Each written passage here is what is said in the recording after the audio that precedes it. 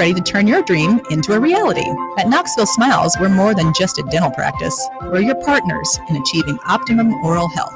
From routine cleanings and checkups to advanced cosmetics and restorative procedures, we offer a wide range of services in an environment that makes every visit a positive and comfortable experience. At Knoxville Smiles, it's about more than just treatments. We're focused on creating a welcoming environment where you feel like family.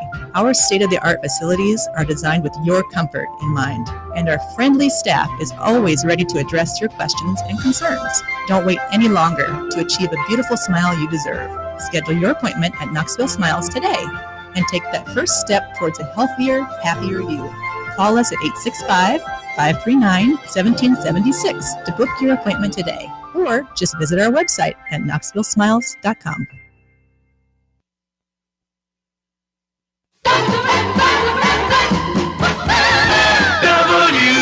WKGN 1340. Go Vols!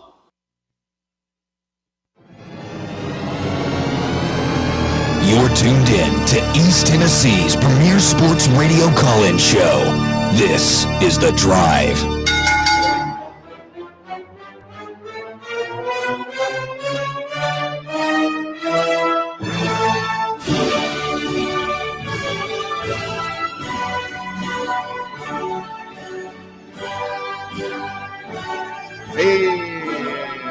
Hello, good afternoon, and welcome to another stellar edition of The Drive here on FanRun Radio. Russell Smith punching the time clock at 3:01 on a beautiful Thursday here in East Tennessee. Just a couple of weeks away now from football season. The countdown continues.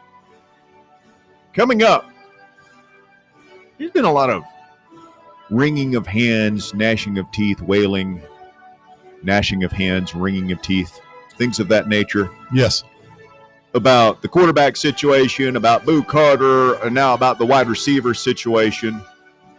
We have a wide receiver situation? Technically. Okay. We will have wide receivers, yes. What is the Achilles heel of this team? What will be the Achilles heel? Not now, not what you think it is right now. When we actually start playing games, what do you think the Achilles heel will be? We're going to get into that. Rick Butler on the show here a little bit later this afternoon. Bear, I know we're excited. We got Jason Walker here with us this afternoon. We have a full slate of NFL football starting tonight. Preseason games with the Colts, the Ravens, the Bengals at the Eagles, the Raiders and Seahawks playing tomorrow. Your Commanders take on the Patriots up in New England. And on Saturday, my Titans take on the Buccaneers. I saw his Grudeness at Titans camp earlier today. I love Tennessee. Very exciting. John Gruden talking with new Titans quarterback Cam Ward. Seemed like they have a good rapport. You think he'll be rocking his new Tennessee gear? Maybe. He wasn't today. He wasn't. That's become a new Gruden thing ever since he's tuned in with Barstool. Is like people just send him stuff, right? And so he's just opening boxes like, "Ooh, here's all this stuff from Rutgers. Ooh, here's all this stuff from Central Michigan." Central Michigan and Rutgers are one thing, but he's got a lot of orange blood in his body. I love Tennessee. That's what I got a lot of orange blood in my body. They sent him the Primo stuff. That was really cool to watch him unpack that. Absolutely it was. So we got a lot of football this weekend, but first, Bear, I know what you all tuned in to hear us discuss this afternoon. And it's not Tennessee's lack of wide receiver depth. It's not the quarterback quandary that Josh Heupel is trying to work through this afternoon. No, it is, will there be another device, another marital aid thrown onto the floor tonight? We have three WNBA matchups tonight starting at 8 p.m. on Amazon Prime. The Dream is at the Sky. Where is the Dream play out of, Bear? I have no idea, but Walker? Atlanta. I wonder if where does the Sky play out of, Bear? Chicago. Well, you cheated. You cheated. No, because they're the arch rival with Indiana, with Caitlin Clark's team, the Sky and the Fever. Coming up at 10, it's the Sun and the Sparks. Who does the Sun play for, Bear? They're somewhere in California, I believe, right? Walker? Connecticut. Really? Yes. The Connecticut Sun? Mm-hmm. Who does Sparks play for, Bear? Ooh, Las Vegas.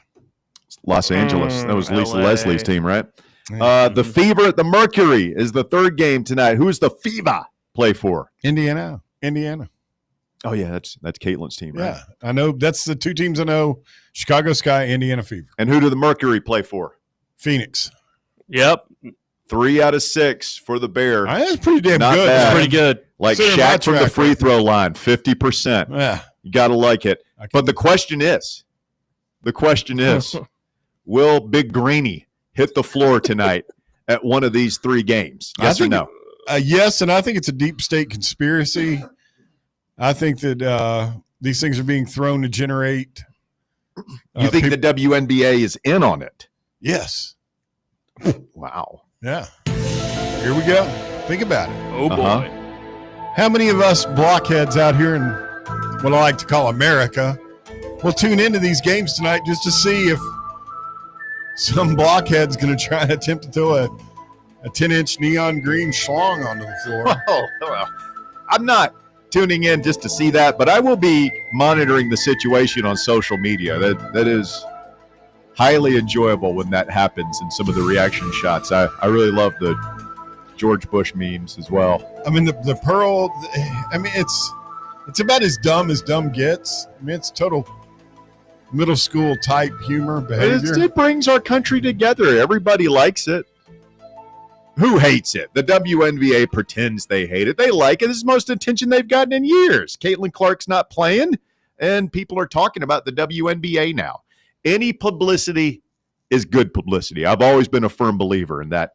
Well, attitude. for whatever reason, I mean, if you throw one of those things onto the field of sports play in America, it generates a lot of attention. Remember when I think it was a SpongeBob SquarePants styled one hit the field? Was that Buffalo? In the playoffs? I think there was a playoff game where someone threw that onto the field in Buffalo. Yeah. I think that's the one you're talking about. Yeah.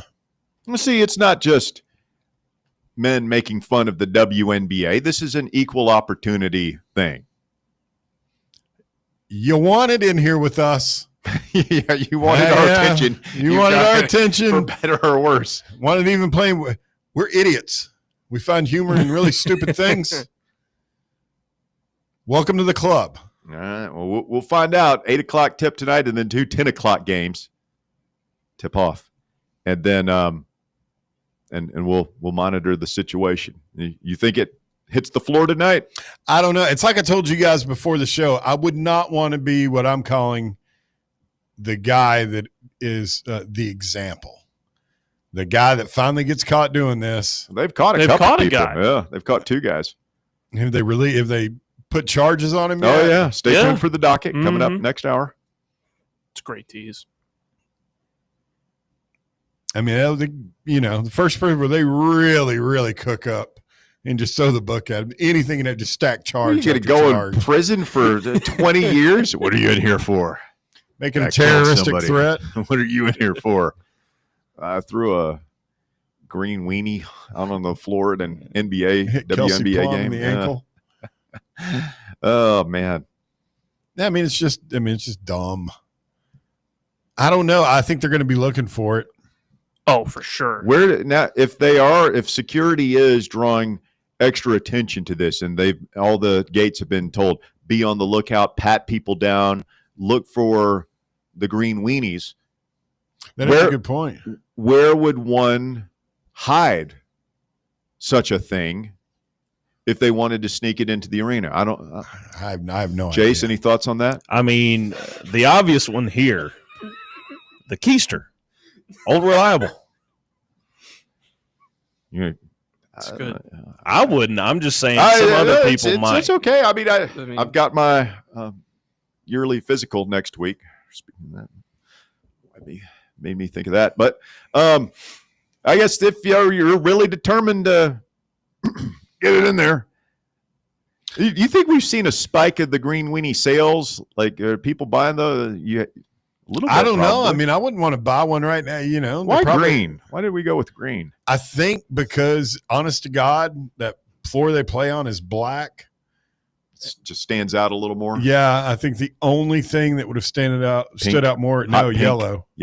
Yellow and black are the two most contrasting colors. That's why the Pittsburgh Steelers. That's why you look it up.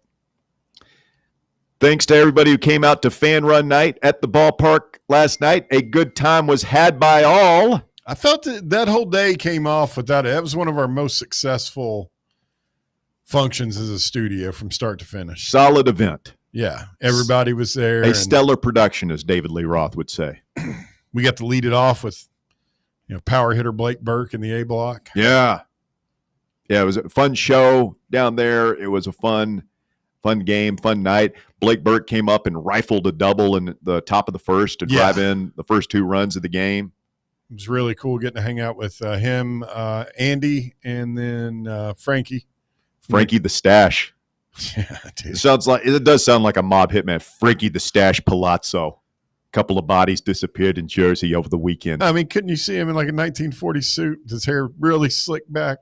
Put a fedora yeah. on that guy. That guy's mustache was just. And he looks like he would look totally comfortable handling a Tommy gun. Thing needed its own zip code. Let me tell you. Right out of Gangs of New York. Looks like he would fit perfect. Let's jump into the controversy, though. I mean, it wouldn't be a fan run night at the ballpark without a little bit of controversy.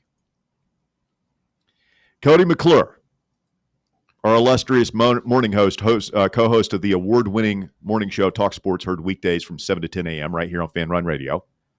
Throwing out the first pitch. You made a big deal of this. Did an outstanding job, I thought. He did not throw from the mound. He was not. He was told they did not want anybody on the mound. I don't like that. If he was told that, he's told that. But technically, he did not throw from the mound, and he very much lobbed it in there. Jason Walker, we're not there to see this. Do we have video of it? There is a video. I watched it. It was posted on the FanRun account. He's right in front of the mound. Has a good windup, good follow through. Did not bounce it, but it was a high pitch. I had to reach for it. It was outside. It was very soft. A little soft. Very soft. He didn't dribble it. No. He didn't come up short. I mean, I guess he didn't embarrass himself, but I'm not going to sit here and say that he slung it in there for a strike either.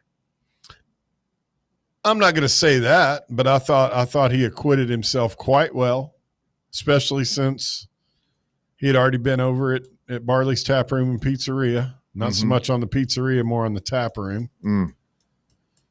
He was well oiled. Well, it was a day that ended in Y. Smashed! And I thought he did quite well. Tip my cap to him. He did put in the work for it. I think the whole week leading up, he was out next to in the long strip of grass next to the studio, and we would see him out there tossing 10 to 15 balls every couple hours, just making sure his arm was in good shape. Really worked up to it. I think you got to throw from the mound, and I think you got to throw it harder. I'm sorry. That's just me. That's just me. Are you going all out on a throw if you do it? I feel like on Cody's victory lap. No, I don't think you have to throw as hard as you possibly can, Walker, but I think you got to throw a rope. I think you got to throw it on a straight line. I don't think you want to have a lot of curvature. Pitchers tell us just go up there and just don't try and throw it hard. Just throw it. I felt that. So I think Cody did. I told him before the thing. They're speaking about just in generalities, and there's a lot of women and children that throw out the first pitch of the game. I think if you're a man, I think if you are a grown-ass man who's not have some sort of physical disability. I don't mean that as a sexist comment. I think you got to stand up there on the rubber, and I think you got to throw a strike. And when I say throw a strike, I think you got to hum it. You got to sling it in there. That's just me. You going to do it next year? Nope. Yeah, I'll do it. I led the FanRun men's choir for the singing of "Take Me Out to the Ball Game." Apparently, I was told that your mic was the only one that was on. I mean, I think they just knew when they saw me coming, and they're like, "That songbird of your generation." That's the dude with the pipes right there. That we cut all the other mics. That's the guy we want to hear. Well, that was after You know who had switched to margaritas at that point? Out there at the outfield bar. I think I really came through, and I felt like I nailed it. So when you left, were those guys smashed? They left from before me. They were going. Cody's like, "Hey, Raz, we're going out. We're going to the old city. We're going to the old city." They were in the old city. They're going to Jig and Reel. Come on, you coming? I'm like, "Yeah, Cody, I'm coming. I'm coming. I'll see you there in a minute, buddy. I'll be right over." He led the young boys out on a field trip last night after the game. Apparently, Oh, he let him out to the scene. yeah, like William and that crew. The Pied Piper. Yeah, I'm sure it just nothing could go wrong with the younger guys that just graduated out with Uncle Cody. Thanks to everybody who came out there. Saw a lot of listeners. Big D Dorian was there. I never sat down in 119. That was our section. I never went and sat down in those seats. No, I don't. I was talking with Cody earlier, and we were talking about that. I was like, he goes, "Did you ever sit down?" And I was like, "No." I just stood up on. Everybody kind of stood on the concourse. Well, the sun was on our section for a while there, and there were people down there. Like I saw people down there. Yeah. But I just every time I started to go down there, like something I had to run back and do something. Well, I mean, the concourse is so nice in there. Like there's somewhere to set your they got the down. fans, the shade, and everything. That was the place you just to be. stand there and just kind of talk to everybody, mingle. Yeah. Also say I hosted a mean round of the Dizzy Bat Race. I did see that. You did good. Thank you. I nailed it. I do say so myself. You had an excellent show yesterday. You followed it up with the Dizzy Bat Race, and then you led the crowd and I made eye contact. Blake and I had a moment as I was coming onto the field to host that because it was right in the between the first. You inning. had a moment with Blake. Yeah, because he was on second. Remember, he rifled in. Yeah, he had that double 2 RBI double, and he got stranded on second. So he's coming off the field as I'm coming on. We made eye contact. I said, "Nice hit, Berkey."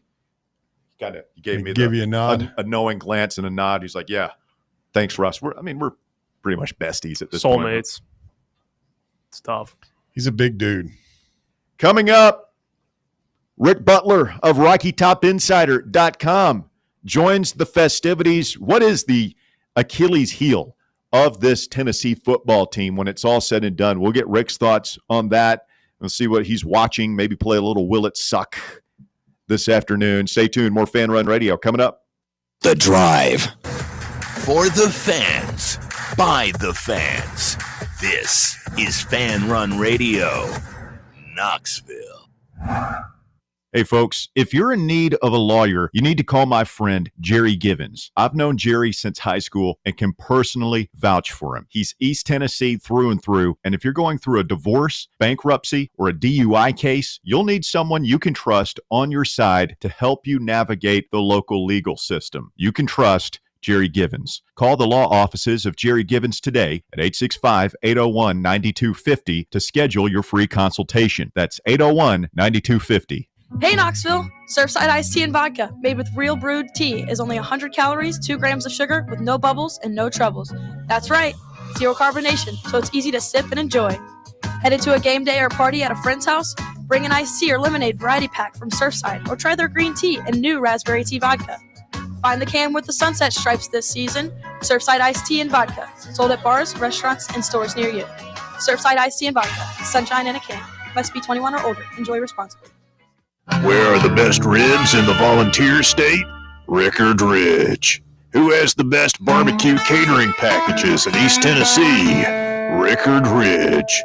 And where is the most beautiful setting to enjoy a meal with family and friends? Rickard Ridge. Rickard Ridge Barbecue. Just a quick ride up I-75, take exit 134, hang a right, and Rickard Ridge is on your left, just inside Cove Lake State Park. Sick of Googling the best bets for tonight and coming up short? Tap into the slate presented by VIP Play, East Tennessee's only on-air gambling show. I'm William Pattison, and every weekday from 6 to 7 p.m. Eastern, I'm giving you sharp analysis, trends, and picks for college football, the NFL, NBA, MLB, and more. If it's on the books, we've got you covered. It's the slate presented by VIP Play, weekdays at 6 on FanRun Radio. Hi, I'm Dr. Mike Costa at Knoxville Smiles. Here at Knoxville Smiles, we're all about making it easier for you to see the dentist. That's why we're now open until 7 p.m. on Tuesdays and Thursdays. If going to the dentist in the morning or during normal business hours doesn't fit your busy schedule, come see us a little later. Call 865-539-1776 to schedule your appointment, or just visit us online at knoxvillesmiles.com. Smile brighter with Knoxville Smiles. Ready to launch your career? Axle Logistics is a leading third-party logistics company where excellence is an energy. With an award-winning culture, Axle proves that positive outcomes come from a positive environment and a work hard, play hard mentality. At Axle, the drive for success is infectious. And with an uncapped commission structure, hard work isn't just noticed, it's rewarded. For those with big goals and even bigger dreams, Axle Logistics is the place to start your career.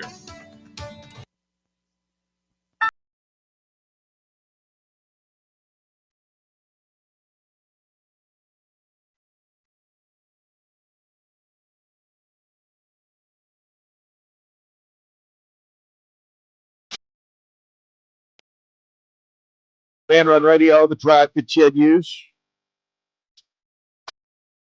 Rick Butler, RockyTopInsider.com, joining the festivities. Good afternoon, Rick. How are you, sir? Hey, good afternoon, man. It's good to talk to you, Russell, and it's good to talk to all of you here on a nice Thursday, hanging out with the drive. Looked like you guys had a blast yesterday at FanRun Night. I'm sure you talked all about it, and I'm sure it's been talked about all over the station so far, but I'll get my 2 cents in and say that it looked like y'all had a blast, and congratulations to our own Cody McClure for not bouncing the ball to home plate on his first throw. Way to go. That's what I'm talking about, Rick.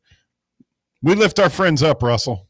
We don't kick them when they're down. I ain't lifting Cody McClure up. I'll tell you that right now. But that doesn't mean that it can't be, evaluated. It wasn't perfect by any means, but I think the main goal of the first pitch is not to bounce it, especially if you're a big, strong guy like Cody Mack is. You can go left or right a little bit. That can be analyzed. But if you bounce it, there's no coming back from that. So you don't think he loses any points for not throwing from the mound? I think his tweet said he couldn't. Is that correct? I just took that out of the equation if they didn't let him onto it. No, you have to. They told him that they didn't want anybody up on the mound. Yeah, that's a sacred place. Seems like an awful convenient excuse. Russell, I saw a picture of you on the field next to the mascot with a microphone. What did they? Were you emceeing? Were you running the sack race? What were you doing with that? Yeah, I was emceeing the Dizzy Bat race. Okay, I was close. And usually they do a Dizzy Bat race and it's like 3 kids. These are 3 like big dudes. Oh yeah, they've got like the guy that is a thing. I'm just sitting there just enjoying myself, and all of a sudden this big old boy comes. I mean, and he's moving like they're none of them are just like trying not to fall down. They are all running full speed. Dizzy. The guy who won like swerved almost into the field and then came back. Like I almost had to dodge him. He was going to truck me, which would have been I'm sure everybody would have gotten a kick out of that. Yeah, that would have been good. Rick Butler, RockyTopInsider.com, with us here this afternoon. Rick, we are analyzing this Tennessee football program as we are about 3 weeks away from kickoff here this afternoon. And, there's been a lot of people are looking at all the flaws, right? We've reached that point in camp where you see all the problems. And before camp, it was obviously the quarterback situation and then the Boo Carter drama that sprung up right before camp. This week, it's been the wide receiver depth or lack thereof. When we get into the season, whether it's one of those 3 things or something else that we haven't talked about, Rick, what do you think is the Achilles heel of this year's team? Well, I would start by saying, it would most likely be on the offensive side, and I don't really necessarily put the running back conversation into that because I like what I've seen from Deshaun Bishop. I think that Star Thomas is going to provide to be a good depth piece for that running back room as well. And then Peyton Lewis looks like he could be potentially taking a step up as well. So I just say the big question marks right now are about that passing game. And to me, if there's anything that could linger over, that's probably just what I have the most confidence in terms of lingering over to the season. And you're right. I think the wide receiver room has been evaluated in that sort of light here through the first, almost 2 weeks, a week and a half of fall camp so far. because you heard stories about some drops from the receivers, but maybe more concerning at times is just that the health of the room has not looked all too good. You haven't seen much of Chris Brazzell except from on side of the field workouts. Mike Matthews was a little bit banged up. Braylon Staley appeared to be a little bit banged up. So I think that just leads you to believe that Tennessee is going to have to go potentially a little bit young in that room at times. And when Josh Heupel says something like, young players don't have time to be young, that's something that we've heard in recent seasons, and there is a little bit of coach speak to that. But I do think that there's truth to that this year when you are looking at that wide receiver room. So who's it going to be? Is it going to be a Travis Smith Jr.? Is it going to be a Rodarius Jackson? I look at Smith as being the likely candidate in that, but I think that Tennessee is going to need one of those guys to step up and provide some sort of rotational role. But again, you're talking about a freshman, a true freshman playing against this SEC schedule. There's just so many unknowns to that. So that would sort of be the direction that I think when I hear about that question. The experts in Vegas say 8.5 is the over/under for wins this year. But as we all know, it doesn't have to be 8 or 9. You could scale up and win 10. You maybe drop down and win 7. What do you think's more likely there, Rick? A surprise of 10-2 and we're all high-fiving each other, or a 7-5 crash out this year from the man. That's a tough question. I will pick an answer, but I think you have a couple of things that might lead you to either direction. I think just from a scheduling standpoint, you could potentially see that nod to 10-2 because Tennessee has, some people have accounted it for the second easiest schedule in the SEC, and that's not really saying too much. That's still a top 20 most difficult schedule in college football, but there are some opportunities open in this schedule for advancement in the rankings or what you want to do with that win-loss record. But I think that we're if you want to go to the 7-5 side of things, you could talk about the unknowns and what if Tennessee's quarterback battle doesn't exactly shape out the way that they want it to be? What if the wide receiver room is not necessarily up to snuff enough? But I guess I don't think it's going to be either one of those, but I guess maybe I'd lean towards the 10-2, and that very is much optimistic, and that is even tough to say. I don't want to say that with a ton of confidence. But I like what Tennessee's defense brings to the table. And obviously they're not the talking point of the season with the other things that are going around. And like you had mentioned, people like to sort of conversate about the negatives more from things. But I like what I've seen from Tennessee's defense so far. And some of that involves, when Jermon McCoy is going to come back. And maybe if he can come back, I don't want to say a little bit earlier than expected, but just in an early season timetable of some degree, then you've got one of the best, if not the best cornerback in the SEC playing on your defense. I really like what I've seen from the linebacker room, and Rodney Garner and LeVorn Harbin's positions on the defensive line haven't showed any signs of really slowing down over the past couple of years. And despite losing a few veteran faces from that side of the ball, I still think that they're going to be able to put together good production there as well. So I like what I see from Tennessee's defense. Maybe they could step up and sort of make their way through this somewhat, in comparison to other SEC programs, an easier schedule and get you to that high mark again. To do it, they're going to have quality quarterback play, at least what they got out of Nico last year. It still feels to me like Joey Aguilar is ultimately going to be the quarterback of this team, although that's certainly not written in stone. Aguilar, Rick, threw 15 interceptions last season. Hendon Hooker, Joe Milton, and Nico Iamaleava combined for 15 in the last 4 seasons. How concerned should we be? Well, I think that is the big talking point going into this season with Joey Aguilar is that you've seen his tape, you've seen the numbers, and that's more than we have to go off of Jake Merklinger. But you see his gunslinger mentality and the fact that he's not afraid to throw it around the field. He's not afraid to try to get the ball into tight windows. And I don't think just by coming to Tennessee, you lose that mentality. Is that going to be something that Tennessee likes? I believe so, because Joey Halsley said at the beginning of training camp that was the number one thing that they worked on as an offense this offseason is how to refine those explosive plays that they might have lost over the last couple of years. But it's interesting because you look at what Joey Halsley also said about Joey Aguilar's interceptions, and I have the quote here because it's been one that's on my mind. And he says, the way we teach it, the way we use our eyes, the way we know our protections and our ability to dive into that and want to dive into what that has been. So don't foresee any issues there. I think that this Tennessee coaching staff does believe that they can put him in a better position to maybe not have as many turnovers as he had in the past. But when you look at I believe, what was it last year, 23-14 touchdown interception ratio, something along those lines, I think that is a concern going into it. So I would think that that's something that Tennessee's coaching staff and certainly the two former quarterbacks, and Joey Halsley and Josh Heupel, have been thinking about a lot this offseason, with Joey Aguilar obviously being a great candidate to take over this starting job, knowing that they can't be turning the ball over. As good as their defense is, can't be putting them on the field that much more than they need to be. But I would say it is a concern until we sort of see it on the field play out. Rick Butler, RockyTopInsider.com, our guest this afternoon on the program. And Rick, Joe Milton, highlights going. Well, can I at least get through the question before you just start laughing at me? I mean, come on. Let's maintain some professionalism here.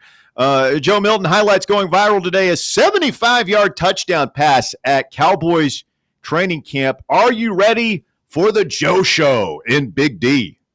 Oh man, I've been living the Joe Show over the last couple of weeks. It has been fun to watch, and obviously, we here in the Knoxville area, and certainly those associated with the Tennessee fan base, we've been through this before. We know how good training camp highlights look, but it's been fun to see the NFL now have that experience. I know there's a couple of Dallas Cowboys group texts in just from buddies back home, and guys are going nuts about this, and they might have one opinion about Dak, more positive or more negative than the other. But they love what they see from Joe Milton. They're sending all the highlights. They're sending the picture of him doing the backflip off of the stretches. And, I know those things already. I've seen those things already. It to him?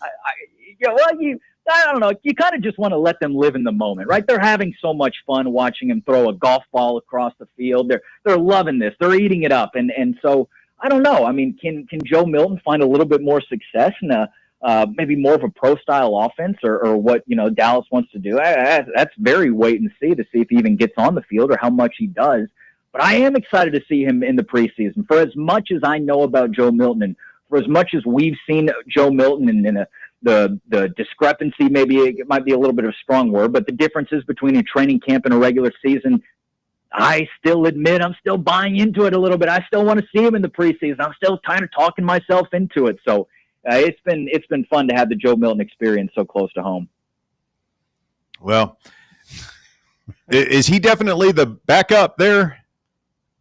Well, I think they brought him in specifically to win that job, and he's actually battling a former Florida quarterback and spent a stint at West Virginia as well, Will Grier, who I know plenty of Tennessee fans are familiar with that name from back in the day. So I think they brought him in to get it, but last we heard is that as long as he sort of picks up the offense and can get a handle of things, I think he will be the bona fide second stringer. But some of these reports on Twitter about him being a phenom or a bona fide guy or a guy who 10-plus teams in the NFL would have as their starting quarterback, that feels like everybody needs to pump the brakes a lot. And I don't know how many, reading and listening to a lot of Dallas Cowboys training camp this summer, I don't think a lot of people in the organization would actually say that. So pump the brakes on that one. But I do think he will be the second string guy when the season starts. And Dak's an injury guy. He's got an injury history. So big injury guy. It could be likely that we see number 10, which is his new number now, enter the field for America's team this fall.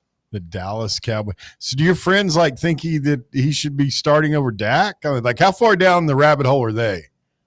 Well, I think to answer that question, you have to just go to the polarizing nature of Dak Prescott in general. If you've got a guy who really hates what Dak does, who doesn't think he's a leader, doesn't think he's worth any of the money, then yeah, they're looking for any excuse to bring in a guy who can throw a 75-yard cannon across the field and drop it in a guy's breadbasket in a scrimmage. So they're fired up about that. If they're a little bit more reserved in that reaction, then I think they'd just be maybe cautiously excited to see what he can bring on the field. And that's, it's against my gut, but that's still probably the boat that I'm in as well. So I think it more depends on how much they hate Dak Prescott to give a true answer on that one. All right, Rick, I feel like we've covered all the important sports topics. It's time for a couple of topics from left field, a couple of off-the-wall things for you. Are you ready to get a little off the rails with the drive?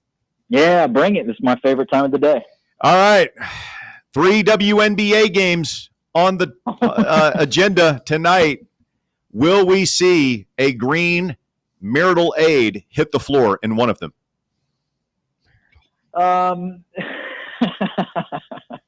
Simple yes or no question.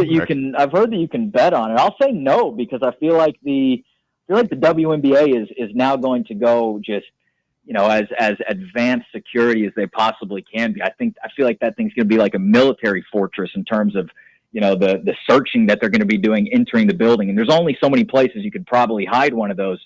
So I'm going to say no, just because I feel like the WNBA hates this story and will do anything in their power to get rid of it and not have it continue. So I'm going to say no. Are they really they're sports betting on this thing? Oh yeah. Yeah. More people are betting that than are betting the money lines of these games tonight, according to a post I saw. Rick, I feel like there's going to be a little bit of profiling going on tonight. I mean, like if you're a young man between the ages of say 18 and 50, I feel like you're going to be 18 and 50 getting a lot more scrutiny than say any ladies or older folks that are going through those lines tonight.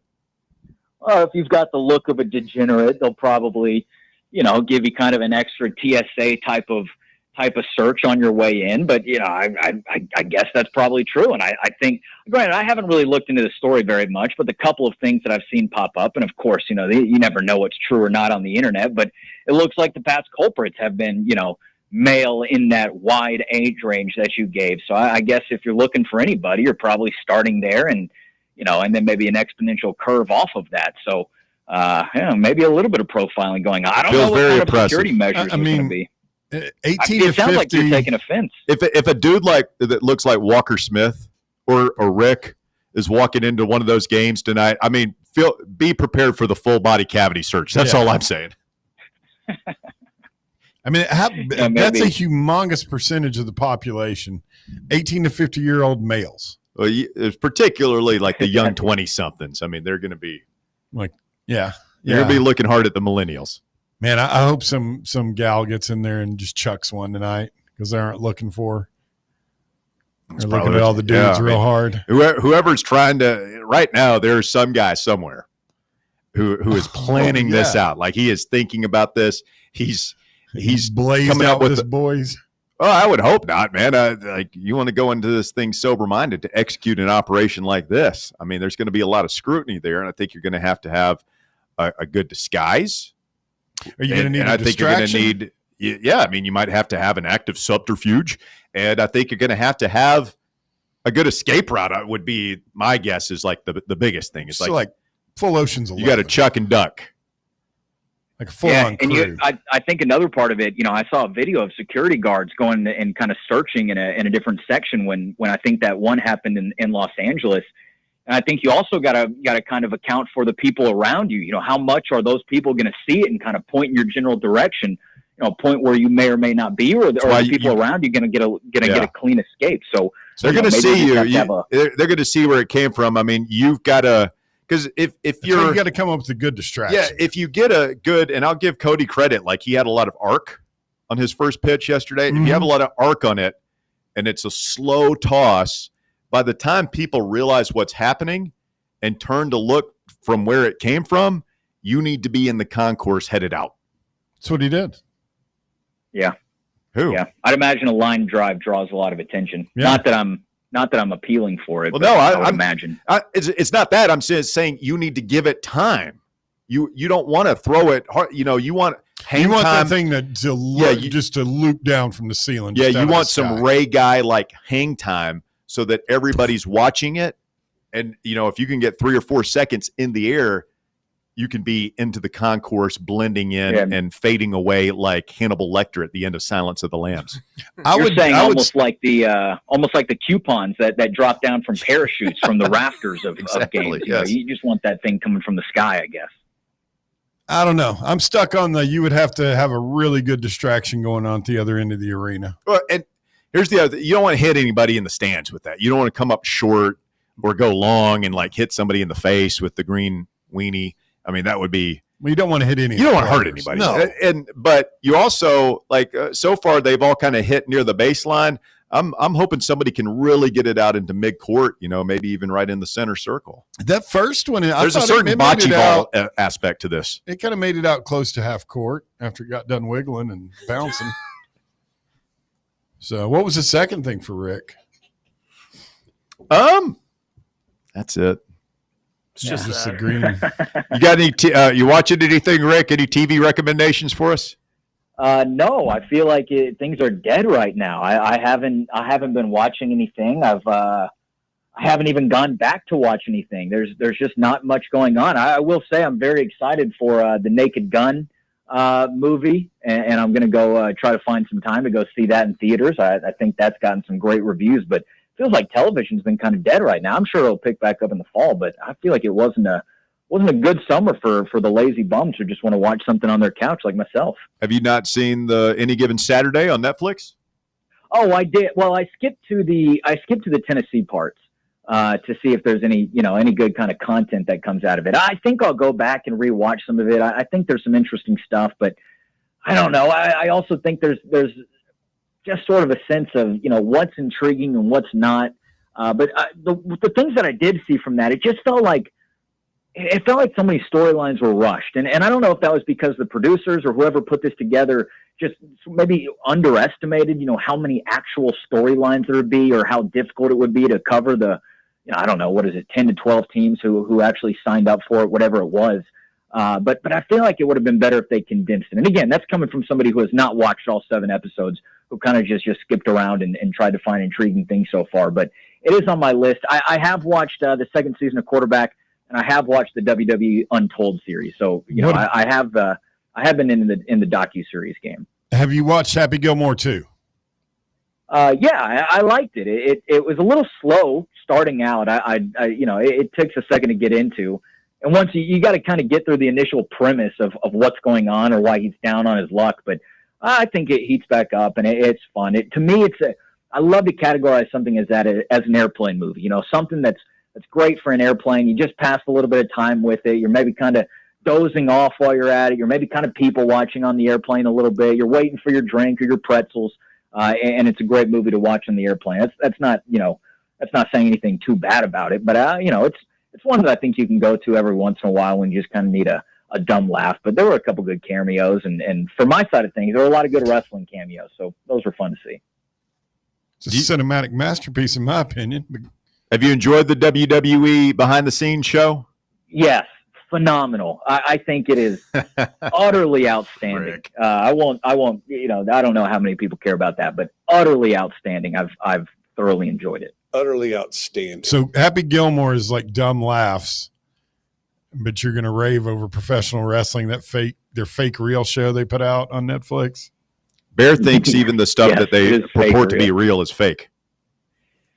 Yes, they are just completely mixing the idea of what is real, what is kayfabe, what is not. So you kind of have to have a sense of suspending your disbelief for it. But for somebody like me, who it is kind of like the SEC, except I'm not necessarily already a little bit privy to what's going on. So I do enjoy all the behind the scenes stuff, and I do enjoy how the what's the word, not how the pudding gets made, how the sausage gets made, I guess. So I thought it's been great. Gets made. No, that's it took me a second to get there.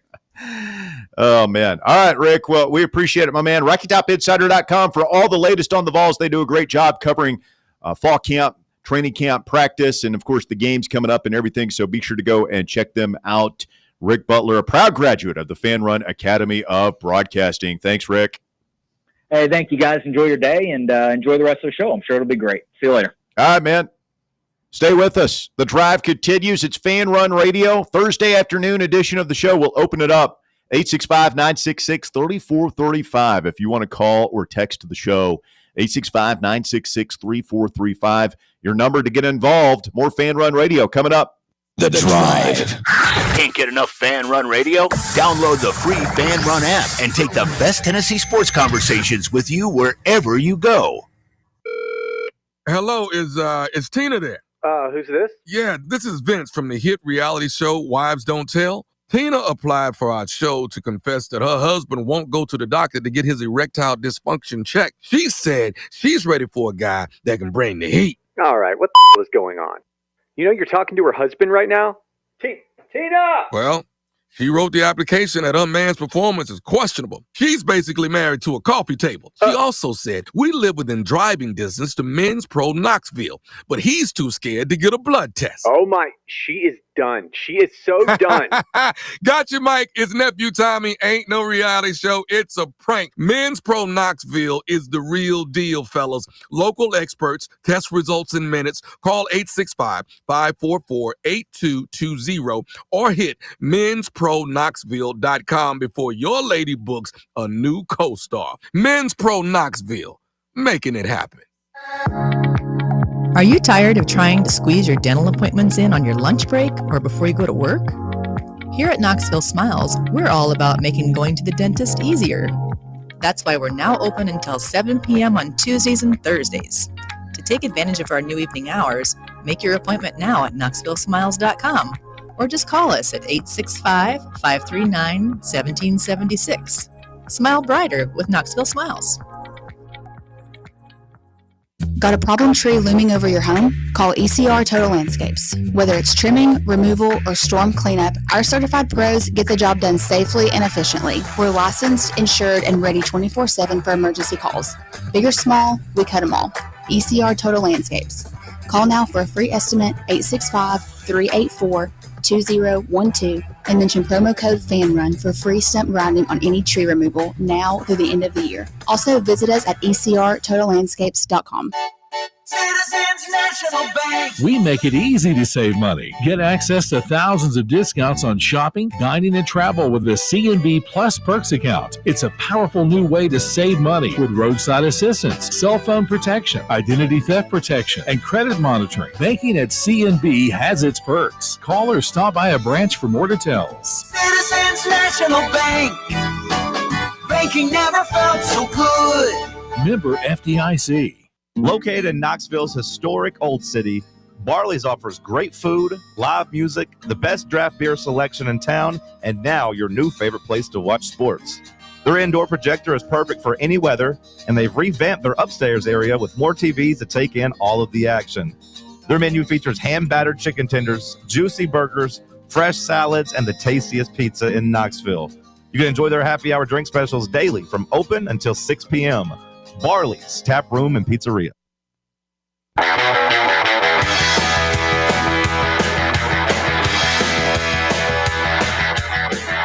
Back here on the drive, FanRun Radio, 105.7 FM, 1340 AM, streaming online this afternoon at fanrunradio.com and on your free FanRun app. A variety of ways for you to experience the program. Today, Russell Smith, Bear, Jace Brown, Walker Smith, all hanging out with you here Thursday afternoon edition of the show.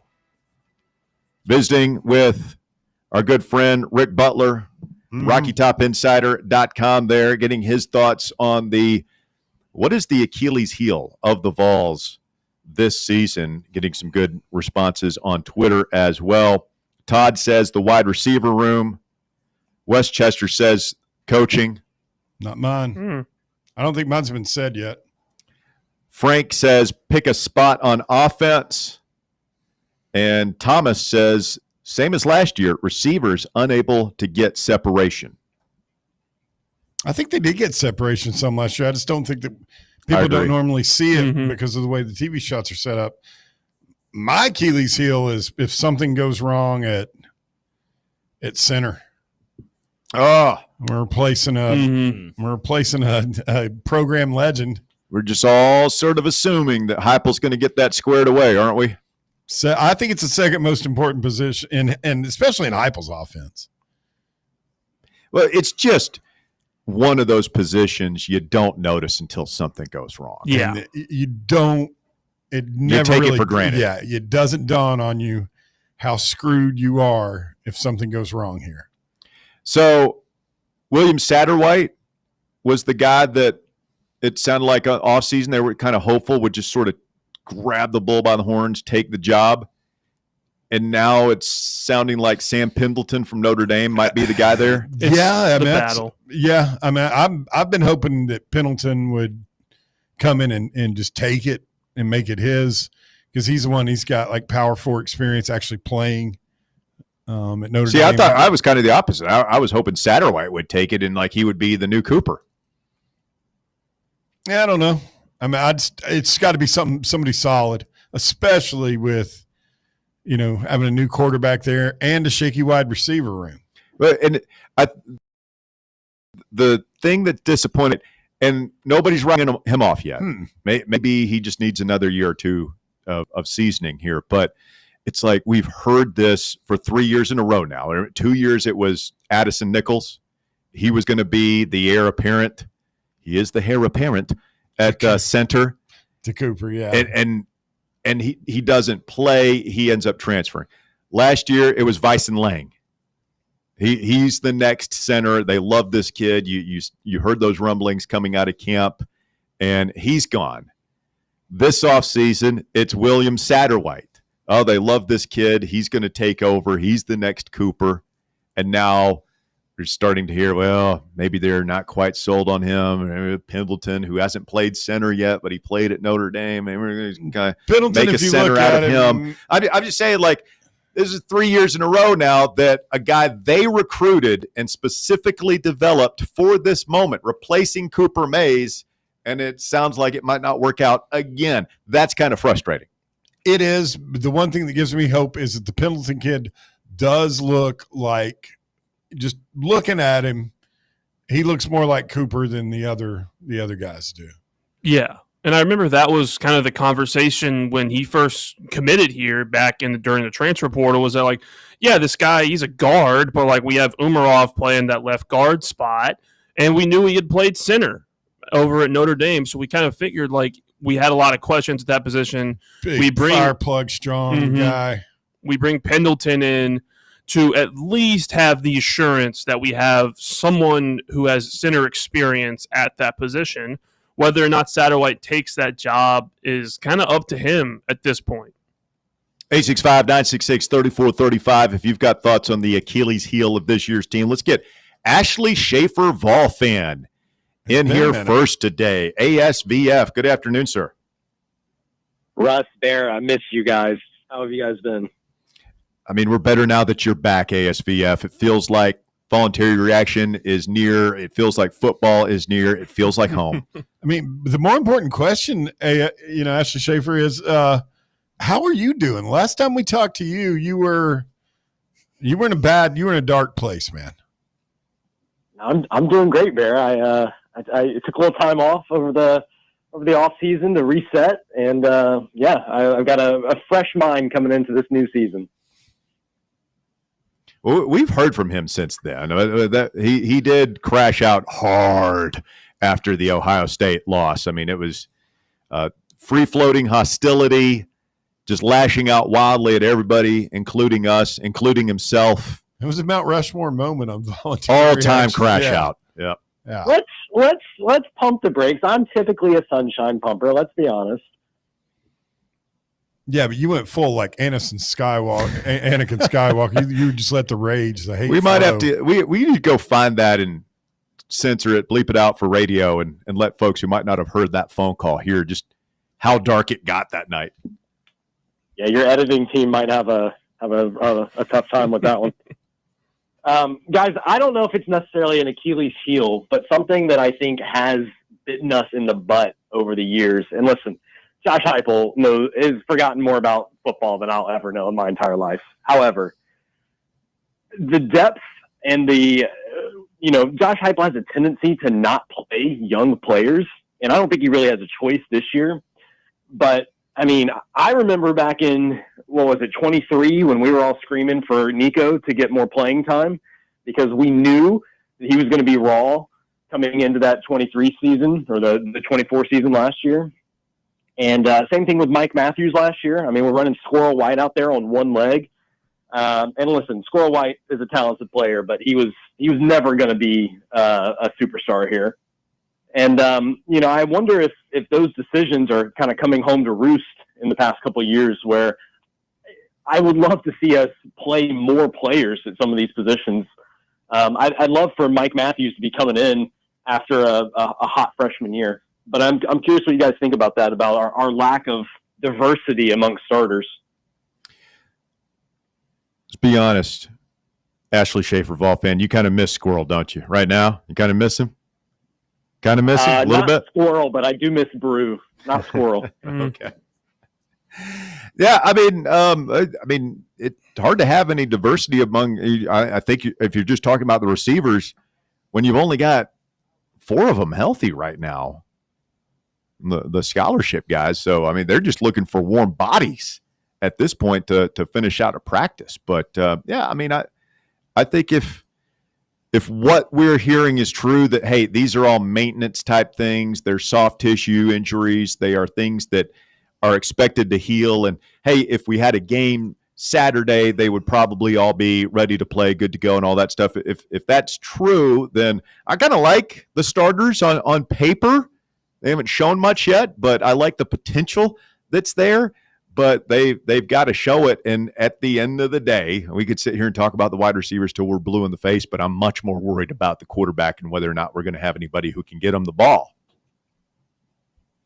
Yeah, and I think the run game is going to be huge this year too. I mean, do you think we're going to see an offense very similar to what we did last year, where we just try and run the ball, 60%, 70% of the time, lean on the defense, and just do enough serviceable downfield passing, let Aguilar rip it downfield a couple times a game? Probably. I think that's the way it's shaping up.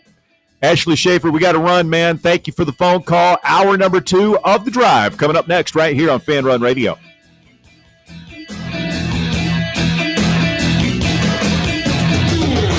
The Drive. Well, it's past high noon. It's time for a vodka soda made with a vodka you actually heard of. I'm talking White Claw vodka soda made with White Claw premium vodka. JB Smooth Only drinks vodka soda made with the world's smoothest vodka. And you can too. Pick you up a bottle of the triple wave filtered vodka that's been distilled 5 times. White Claw premium vodka comes in 4 flavors: black cherry, mango, pineapple, and just vodka. You haven't had vodka like this. No one has. White Claw premium vodka. Please drink responsibly. A brand built in Tennessee and born from the love of the game. Inward Half revolutionizes golfing comfort. Crafted by a former pro and dedicated enthusiast just like you, our luxury performance wear guarantees you stay cool and comfortable through every swing and every day. We're not just a brand. We've set out to create a lifestyle for those who understand that impeccable style and premium performance are a hole-in-one. Enjoy the walk-in with Inward Half. Let's take a moment to breathe. Deep inhale. Extend your spine. Remain focused on what you're doing. If safe to do so, exhale slowly, leaning to one side. Inhale back to center. If safe to do so, exhale slowly to the opposite side. Find mental health resources at loveyourmindtoday.org. This message is brought to you by the Huntsman Mental Health Institute and the Ad Council. Got a flat tire? Strange noise under the hood? Don't stress. Roll into Matlock Tire and Auto Service. From oil changes and brake repairs to brand new tires, Matlock's certified techs do it all. Fast, friendly, and fair priced, Matlock is the home of the price match guarantee. Bring in any competitor's ad and Matlock will match the exact same tire for the exact same price. Matlock Tire and Auto Service. 5 locations in East Tennessee. Visit MatlockTireService.com to find the location nearest you and schedule your appointment. Is your smile ready for the spotlight? Hi, I'm Dr. Jacob Wilco, and at Knoxville Smiles, we make every visit a reason to smile. From routine cleanings to dazzling cosmetic treatments, our experienced team uses the latest technology to keep your teeth healthy and your smile bright. With a warm, welcoming atmosphere and personalized care, we're here to make sure you leave feeling your best. Don't wait. Your perfect smile is just a call away. Book your appointment today at 865-539-1776 or online at knoxvillesmiles.com. Smile brighter with Knoxville Smiles. Life insurance. Why are you putting it off? Can't afford it? Too much hassle? Think you don't need it? There's lots of excuses for putting off life insurance. But if you weren't there, who would pay the mortgage and other bills? With Ethos, you could be covered in 10 minutes and boom, family protected. Ethos, fast and easy online term life insurance. Up to $2 million in coverage with no medical exam. Some policies as low as $1 a day. Answer a few health questions and get your free quote at getethos.com. That's getethos.com. You're listening to FM 105.7 and AM 1340, WKGN Knoxville, and W289CU Knoxville, FanRun Radio. We really need to get some branded stuff. Shirts, hats, promo items, something professional. I mean, we could just find a website and order a bunch of it ourselves. You could, but you're taking a big risk. You don't know the quality, the fit, the timeline. It's a roll of the dice. Yeah, I guess. But isn't that how everyone does it now? Not the ones who actually care about how their brand looks. Look, if we're putting our name on it, it needs to be done right. We need SM Athletics. SM Athletics? Yeah, they specialize in working with businesses like ours. Apparel, hats, promo gear, but real, customized stuff. They actually care if it turns out right. Probably a lot better than getting stuck with 100 t-shirts with crooked logos. Exactly. Plus, they'll walk you through everything. Sizing, colors, material, so it matches the image we're trying to build. Makes sense. What's the name again? SM Athletics. Trust me, if you want to look like a real company, not a flea market stand, this is the move. If you're serious about your brand, work with people who are serious about getting it right. SM Athletics. It's time for the Drive's Top 4 at 4. Hour number 2 of the Drive underway, and the Top 4 at 4 is brought to you this afternoon by Knoxville Smiles. Jace Brown, what do you got? Thank you. At number 1, ESPN's David Hale went through all 136 FBS football programs and put them into 20 different tiers, ranging from, quote, a great matchup week 1 and or the championship game to participation trophies.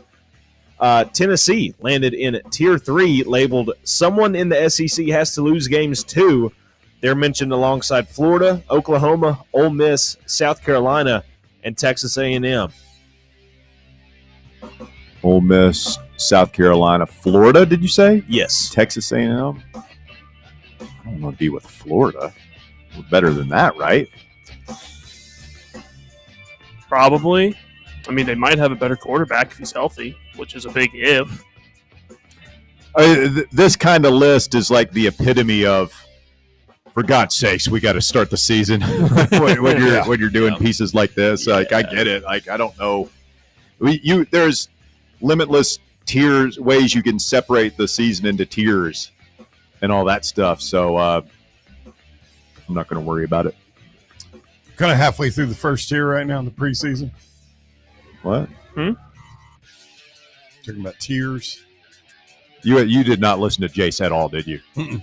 Okay. Continue, please. All right. At number 2, the NFL preseason gets started tonight with 3 games on the slate this evening. The Baltimore Ravens host the Indianapolis Colts at 7 o'clock. The Philadelphia Eagles host the Cincinnati Bengals at 7:30. And at 10 o'clock tonight, the nightcap, the Seattle Seahawks are hosting the Las Vegas Raiders. The Pete Carroll Bowl. Yes, Pete Carroll Bowl. Wonder how many Tennessee guys will be in play tonight. Obviously, Thornton with the Raiders.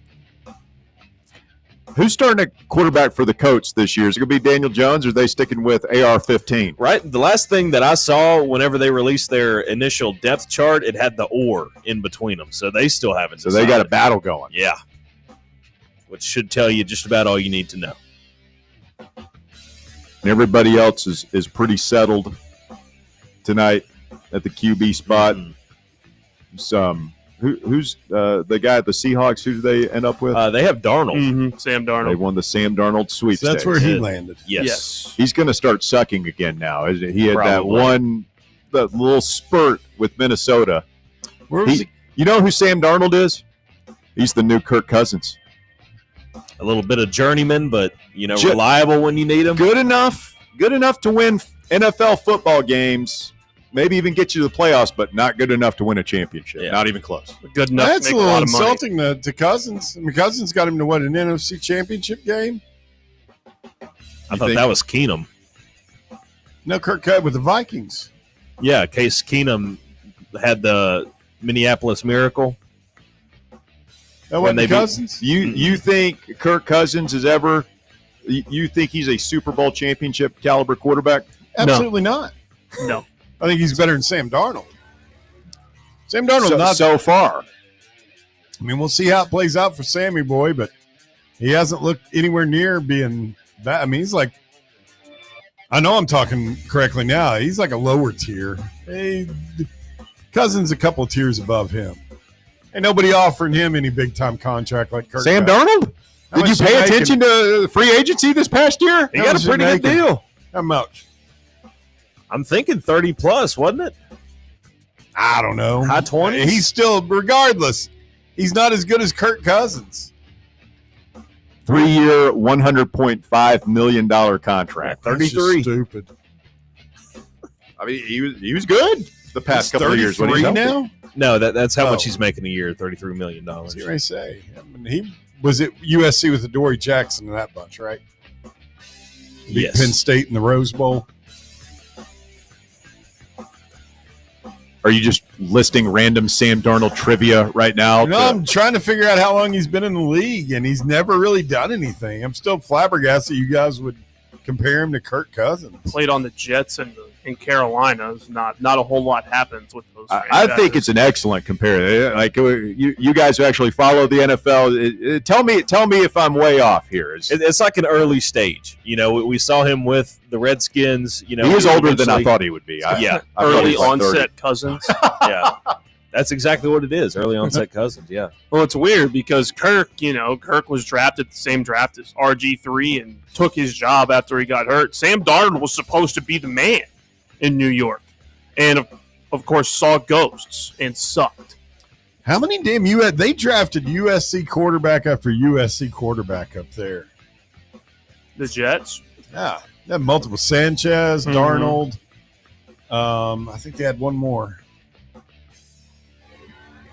I don't know. That might be it. It may be. 2 back-to-back. They were terrible. At number 3, Pittsburgh Steelers 4-time All-Pro defensive tackle Cameron Hayward, who's seeking a raise in a defensive market that has experienced a reset this offseason, hasn't fully participated in practice yet this summer as he awaits a restructured contract that has not gotten done. Sources told ESPN today he has 2 years remaining on his contract where he would earn $14.75 million this season, with $13.45 million of that already having been earned as a roster bonus that will be paid out over the course of the season, and $14.5 million in 2026. He's just one of those guys I know is good, but I never really see him play much because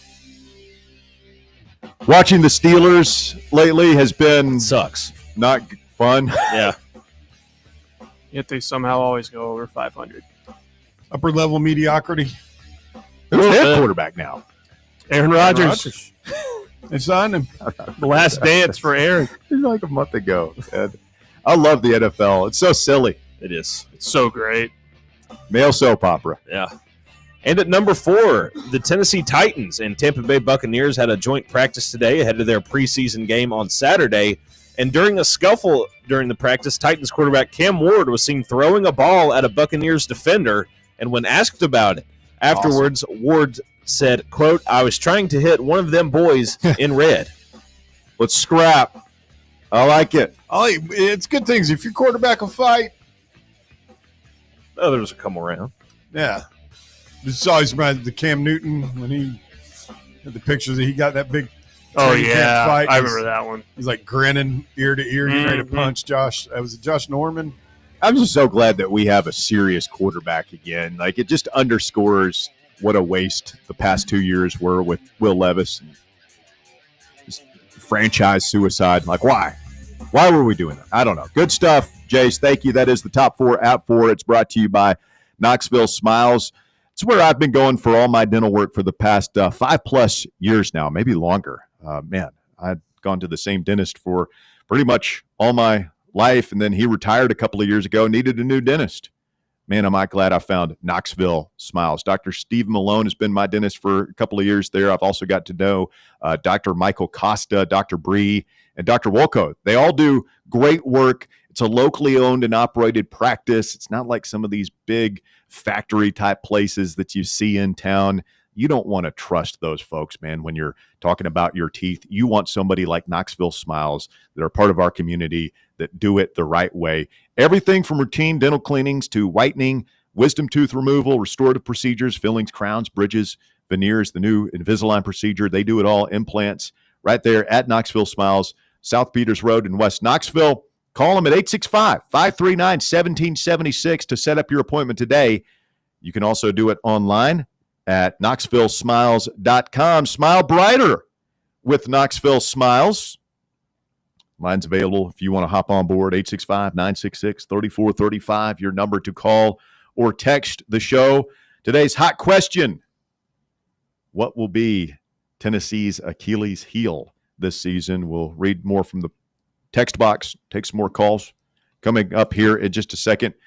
Did you guys see where Rodney Garner, Tennessee defensive line coach, had high praise for one of the young offensive linemen? We were talking about the center position last hour. Jesse Perry, the young guy from, I believe, Donaldson Academy in Nashville, red shirts last year. He came in way undersized, like 6'6", 270. He played in a wing tee, one of those type things. And he has blossomed. He's now like up near 320 pounds, 6'6", huge road grader guy. They've moved him inside to guard, and he's battling to start. What former Vol, Bear? This is going to tickle your old timer's bone. What former Vol offensive lineman great do you think Rodney Garner compared Jesse Perry to yesterday? Oh God! Please say it's a couple of people either. One guy. He was on the 98 national championship team.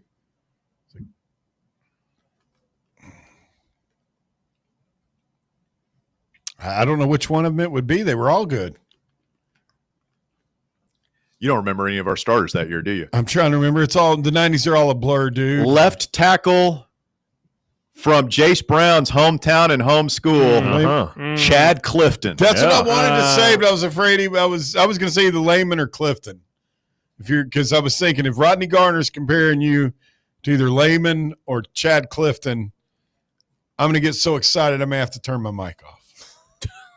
Clifton did you ever meet Chad Clifton growing up? Yeah, I met him a couple times, yeah. Okay.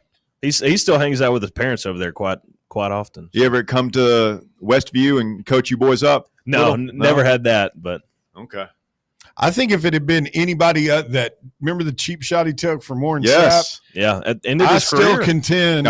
No, he came back. Oh, he came. Yeah, he played after that. Yeah, it ended his year. That's right. He was in the hospital for broke his hips, right? Yeah, it shattered hip, couldn't walk. He came back the next year. He messed him up, but I think there were a lot of other guys. If it hadn't been Chad Clifton, he might have killed like a regular person, like even some other guys. That was a vicious, despicable thing. And then the way he went after Mike Sherman after that game as well, and I think to this day is like never apologized for it. Like everybody, I mean, he put Chad in the hospital for months. I mean, the amount of agony on just to be mean. I mean, Chad Clifton, one of the all-time greats to ever play here at Tennessee, and a homegrown guy. We like that too. Jesse Perry, maybe following the same trajectory. Nothing Tennessee fans like better than a Tennessee boy, Tennessee kid playing O-line. It's just a special kind of thing.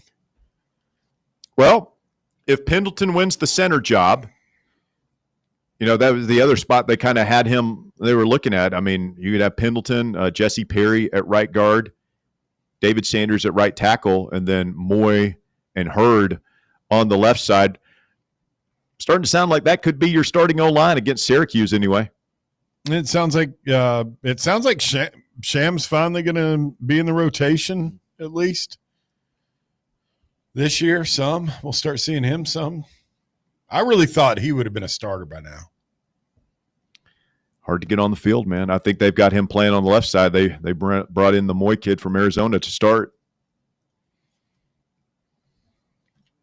He'll have some opportunities. I think they'll rotate a little bit more this year. And for the first time in a long time, it kind of feels like we have a little bit of depth at offensive line. Just almost afraid to say it. But yeah, the past couple of years, it's like, oh man, just like one guy gets hurt and then you're shuffling. And who did we have at left tackle last year in that game at Oklahoma? Larry Johnson. Yeah. Larry Johnson. And he transferred out, and he didn't play too bad. No, he held his own. And I've got high hopes for Lance Hurd. A lot of people, he had his problems last year, but he was actually really good at run blocking. Like there was one game where he was in front of the running back 20 yards downfield, still engaged. I think he's been impressive. I think that the biggest thing for him is just to get healthy. He was a young guy, redshirt freshman last year, transferring. He couldn't practice in the preseason much because he had his knee scoped right before the year, and then he starts without having much experience. Clearly was not in SEC offensive line physical condition, and then had an ankle injury early at some point. So this is his third year. He could potentially leave after this year. Mm-hmm. Hopefully if you're, the coaching staff, his agent, his people, you motivate him and say, hey, bro, contract here. Yeah. It's time to go all in on this thing. And from everything I've heard, he's put in the work and he looks good. Yeah, and wasn't it also on some attitude side too that I think we talked about it earlier this week or late last week about how he's kind of become a really vocal leader somebody said in that locker room, which is not at all what we saw from him last year, which even on that side of him being a leader just shows that he's putting in more in the offseason and in this training camp to be ready. Yeah, I mean, it's hard. You can't be a team leader from the training room. No. You got to be out on the field. Coming up, we'll find out who's on the docket, brought to you by the law offices of Jerry R. Givens. Plus, we'll take more of your phone calls this afternoon. You're listening to The Drive on FanRun Radio. Quick timeout. Back with more right after this. The Drive, the flagship station for Tennessee fans. This is FanRun Radio. Life is more fun with a Good Life checking account from Citizens National Bank, offering extra benefits including bank travel. Experience the magic of the holiday season with a festive getaway to Charleston and Savannah. From twinkling lights to charming carriage rides, this trip immerses you in Southern holiday traditions. Join them by calling 865-429-7935. Citizens National Bank. Banking never felt so good. Member FDIC. Got a problem tree looming over your home? Call ECR Total Landscapes. Whether it's trimming, removal, or storm cleanup, our certified pros get the job done safely and efficiently. We're licensed, insured, and ready 24/7 for emergency calls. Big or small, we cut them all. ECR Total Landscapes. Call now for a free estimate, 865-384-2012, and mention promo code FANRUN for free stump grinding on any tree removal now through the end of the year. Also, visit us at ecrtotallandscapes.com. Hey Knoxville! Surfside iced tea and vodka made with real brewed tea is only 100 calories, 2 grams of sugar with no bubbles and no troubles. That's right, zero carbonation, so it's easy to sip and enjoy. Headed to a game day or party at a friend's house? Bring an iced tea or lemonade variety pack from Surfside or try their green tea and new raspberry tea vodka. Find the can with the sunset stripes this season. Surfside iced tea and vodka, sold at bars, restaurants, and stores near you. Surfside iced tea and vodka, sunshine in a can. Must be 21 or older. Enjoy responsibly.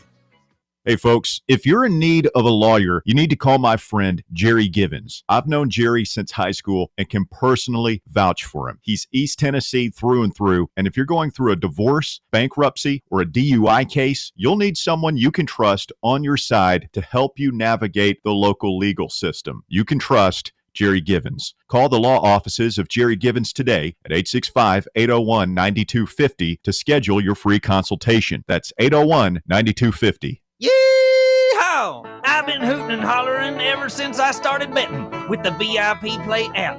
VIP Play has more than 200 leagues, every bet type you can imagine, live betting and live hosts, all with 24/7 support from real live people when you need them.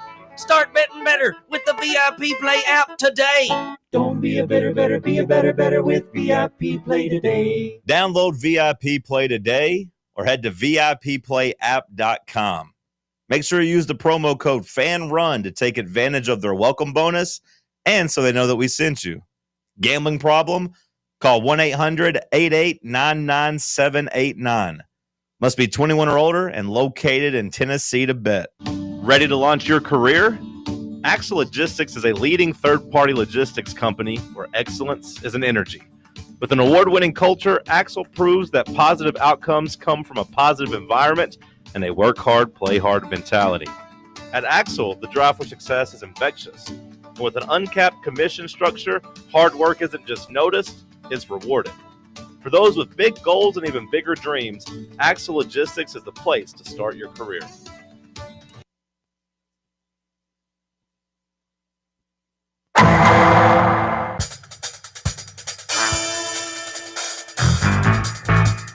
The docket brought to you by the law offices of Jerry R. Givens. Boys, I screwed up. Oh, no. Oh, what'd you do? Nah, I just been sitting here, just goofing off with Walker during the break. You didn't pull up the didn't pull up the stories. No, That's on me. that Should have kept it is on you. Yeah, I'll take responsibility for that. I'll wear the arrows. All right. I wouldn't have. Where's my thing? I just saw it. He's got to be. I mean, come on, Walker. I know. I gotta make sure. You never get took prepared. accountability or took up for me. That's when you were not over true. here. That's not true Been at hanging all. No. Under Russell's withering No, no, no, stare no, no, and no, his magnifying glass of accountability that he puts me under. That's not true It's at awful. all. Anytime I'm on that side of the room, if I mess something up, I own it every time. You guys just keep at it for about 30 more seconds. Would rather you maybe jump on a grenade for your old that was buddy a over good here. Which, by the way, shout out to you guys. I don't think I thanked you guys. You guys did a great job getting us on the air yesterday. Thank you. I appreciate it, Bear. All right, got it. So, thank you, boys. Go ahead, Russ. Probably not good to show behind the scenes just how simple it is to produce this segment on the show. I did find all these stories. I knew exactly where to look. All right, we start with a North Carolina judge has dismissed a lawsuit filed by the 1983 NC State men's basketball team, shutting down the national championships winner's request for name, image, and likeness compensation. Remember the cardiac pack? Oh, you yeah. remember Bear? Jim Valvano's guy. Yep. Lorenzo Charles. Cardiac pack. The win over who did they beat in the national championship? Oh, Houston. God. If I slam my gemma. Look at the big brain on the boys. I did not have that one. Hakeem Hakeem the Olajuwon. Dream, Clyde Drexler. So 12 players off that team had filed a suit requesting a jury trial and, quote, reasonable compensation over a year ago. And so they were fighting this out, and I guess the judge threw it out. He said, nope, sorry, guys. That's like 40 years ago. Yeah, that's a long time ago. Over 40. I mean, that would have been like somebody suing back then when they were in college, suing somebody from like the World War II era. Yeah. That's crazy. That's sorry, guys. They saw an opportunity. They shot their shot, man. Yeah. Shoot or shoot, right? Yeah, I guess so. And I've got a feeling that I'm fairly certain that most of Sam, I would imagine that Olajuwon and the Glide were very well compensated. I'm sure. Oh, it was Jim Valvano. It was Valvano and NC State in Houston. That's a good point. I don't think they were the starving artists. No, Olajuwon wasn't looking for empty pop bottles to go cash in and buy lunch. Probably not. If some of you younger folks don't follow our drift here, Jim Valvano, who, God rest his soul, he's one of the sports greats. A notorious cheater, though. Yeah. Several time NCAA. But beloved. Yeah. Yep. Meanwhile, a second man has been arrested for throwing a green sex toy at a WNBA game, a trend in which there are now 5 known incidents. 5 of them? I feel like this is a victimless crime myself. Question is, it's all fun and games until Caitlin Clark takes one in the ear hole. I mean, just knocks her out. Concussion. You think it could cause that? I think a player tripped on one in this last incident yesterday. I think I read that it hit her in the ankle, and then she Something freaked like out that. and jumped and ran. How would you react if that happened to you? If you're at work, you're dialed in to your task. I'm just sitting over here, just and all of a finally sudden, doing great. whack! Just green weenie right in the head. Jace Brown throws a green weenie right at your ankle. What are you doing? Probably who the hell's throwing the green? I wouldn't be caught doing it. Doesn't mean you wouldn't do it. That's what I'm implying. I wouldn't be caught doing it. I don't know. I mean, it's. I can see why the ladies in the league are upset about it. It's a little disrespectful, but again, like I said in the first hour, you wanted to be part of our crew. 18-year-old Caden Lopez was arrested yesterday after police said he was caught on video throwing the object toward the court at the Phoenix Mercury's game against the Connecticut Sun. Caden Lopez, how old did you say he was? The object did not reach the court, instead hitting a fan who was at the game with his 9-year-old niece. Oh, you got to have a better arm than that. Oof. You can't short arm that throw. Well, now you've hit the 9-year-old. Well, no, I mean you've hit the button. Daddy, what's that? It was his niece. What's that thing stuck in your ear, Dad? I've got like 7 nieces. I don't know if I. Oh no! Get the medics. It hurts. I'll tell you that. What hit me? That'd be pretty bad for an uncle if you got your little niece out at the ball game, having a good time. She's got her popcorn, maybe her Coke. Yeah. Well, and then boom. And now that I have younger nephews and nieces, like the thing I always think about is like explaining to your brother or sister what happened. Like if you're doing something with them. Oh, It's yeah. like, sorry, bro. You're never going to believe this. Yeah, and they never do. Lopez was booked on suspicion of disorderly conduct, assault, and public display of explicit sexual material. It's valid. Was it all Documents. misdemeanors, I guess? Lopez reportedly apologized for his actions, described them as a stupid prank that was trending on social media. Documents reportedly show he bought the sex toy on Monday specifically to take it to the game. You say how he got it in? I don't know. I guess hopefully just in his pocket.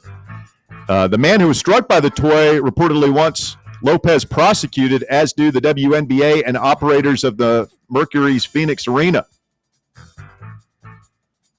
Well, you want this kid to do jail time? Should maybe pay a fine. Something. Community service. Pick up some trash on the side of the interstate or something? like that, yeah. You know. Or volunteer to. We do live in a society. We And finally, a Florida woman has been arrested after allegedly posing as a nurse and treating thousands of patients with another nurse's license. Define treating. I mean, she had a job at a doctor's office. Dr. Bear is all of a sudden very There's concerned. some catch me if you can stuff we got going on here. Well, I mean, was she acting?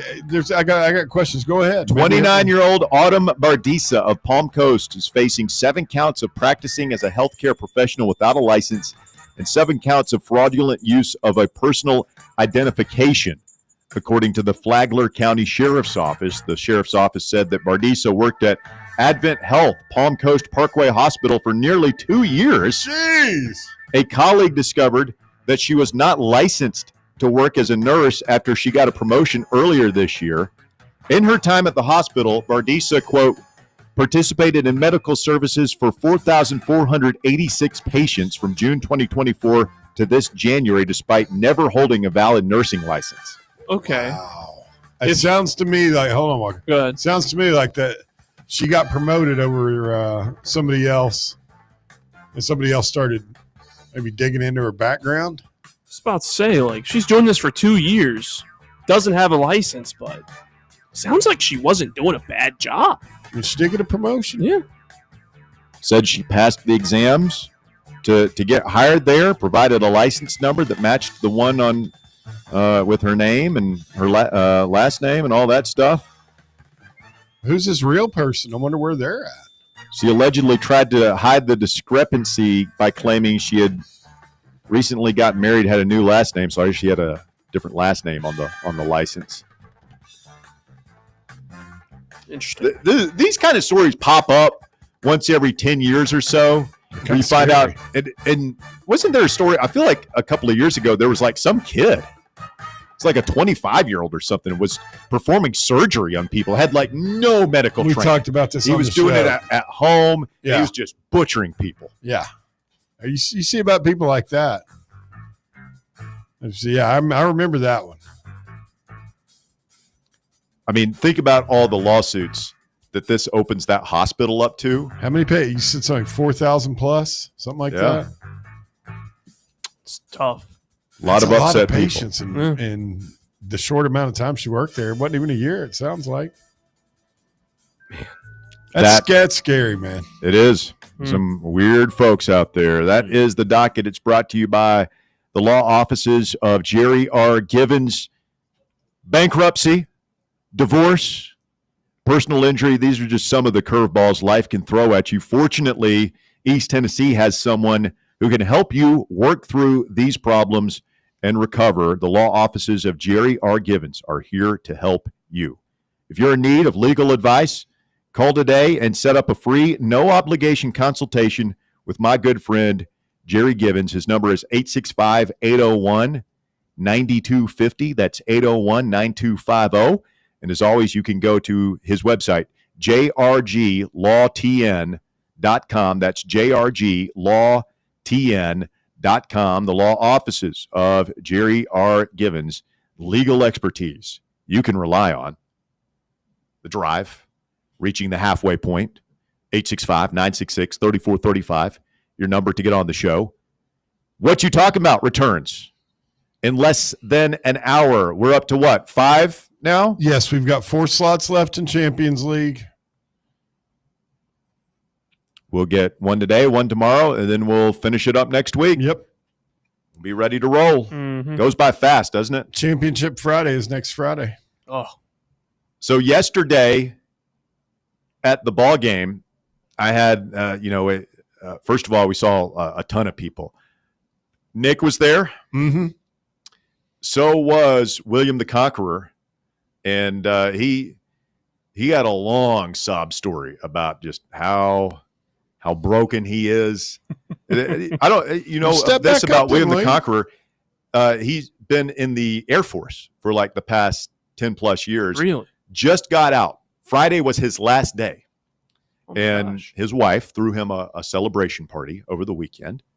And he said all he could think about was what you talk about, and how he lost his championship, and how he didn't know that Russell Wilson is now a New York Giant. And he's still got 4 chances technically to play. Yeah, he says he's going to keep his word. He says he's not going to call back in, but he says it's just been Hello Darkness, My Old Friend on loop in his head. He needs to come 48 back. hours. I'm convinced he needs to come back. He's depriving the people of what they want. They want to give him another shot.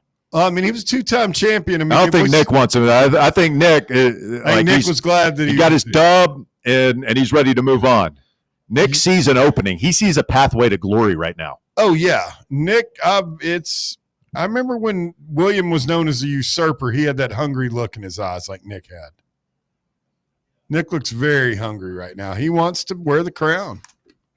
Didn't we have a guy who was a repeat champion 2 or 3 times a couple of years ago? I can't remember his name, but he was really good. How can we not remember his name? I don't know. Again, I can't remember what I ate for lunch today. You remember everything about this game. I can't. I'm not real good with the names. He was my arch nemesis. He's the one who originally beat me. You played back in the day? Back in the day. I won the first year. Oh. No, we didn't. Todd.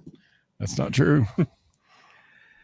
We'll play the game coming up at 5:20 on the show here this afternoon. Let's get a call from Phil. Good afternoon, Phil. You're on the Drive. It's FanRun Radio. What's up, David? Billy. Good afternoon, sir.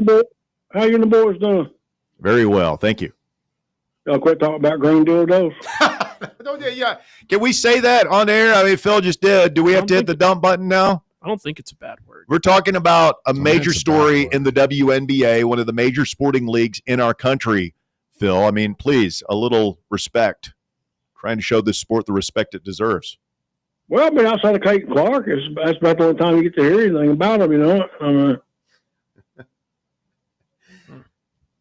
But they lose money right and left. I mean, it's almost like a welfare league, you know. I mean, you know, they did for a long time, and you can cook books I never trust numbers that professional leagues or colleges put out. Hey, we made this much money, all that stuff. It's like, yeah, it's a lot of smoke and mirrors involved in that stuff.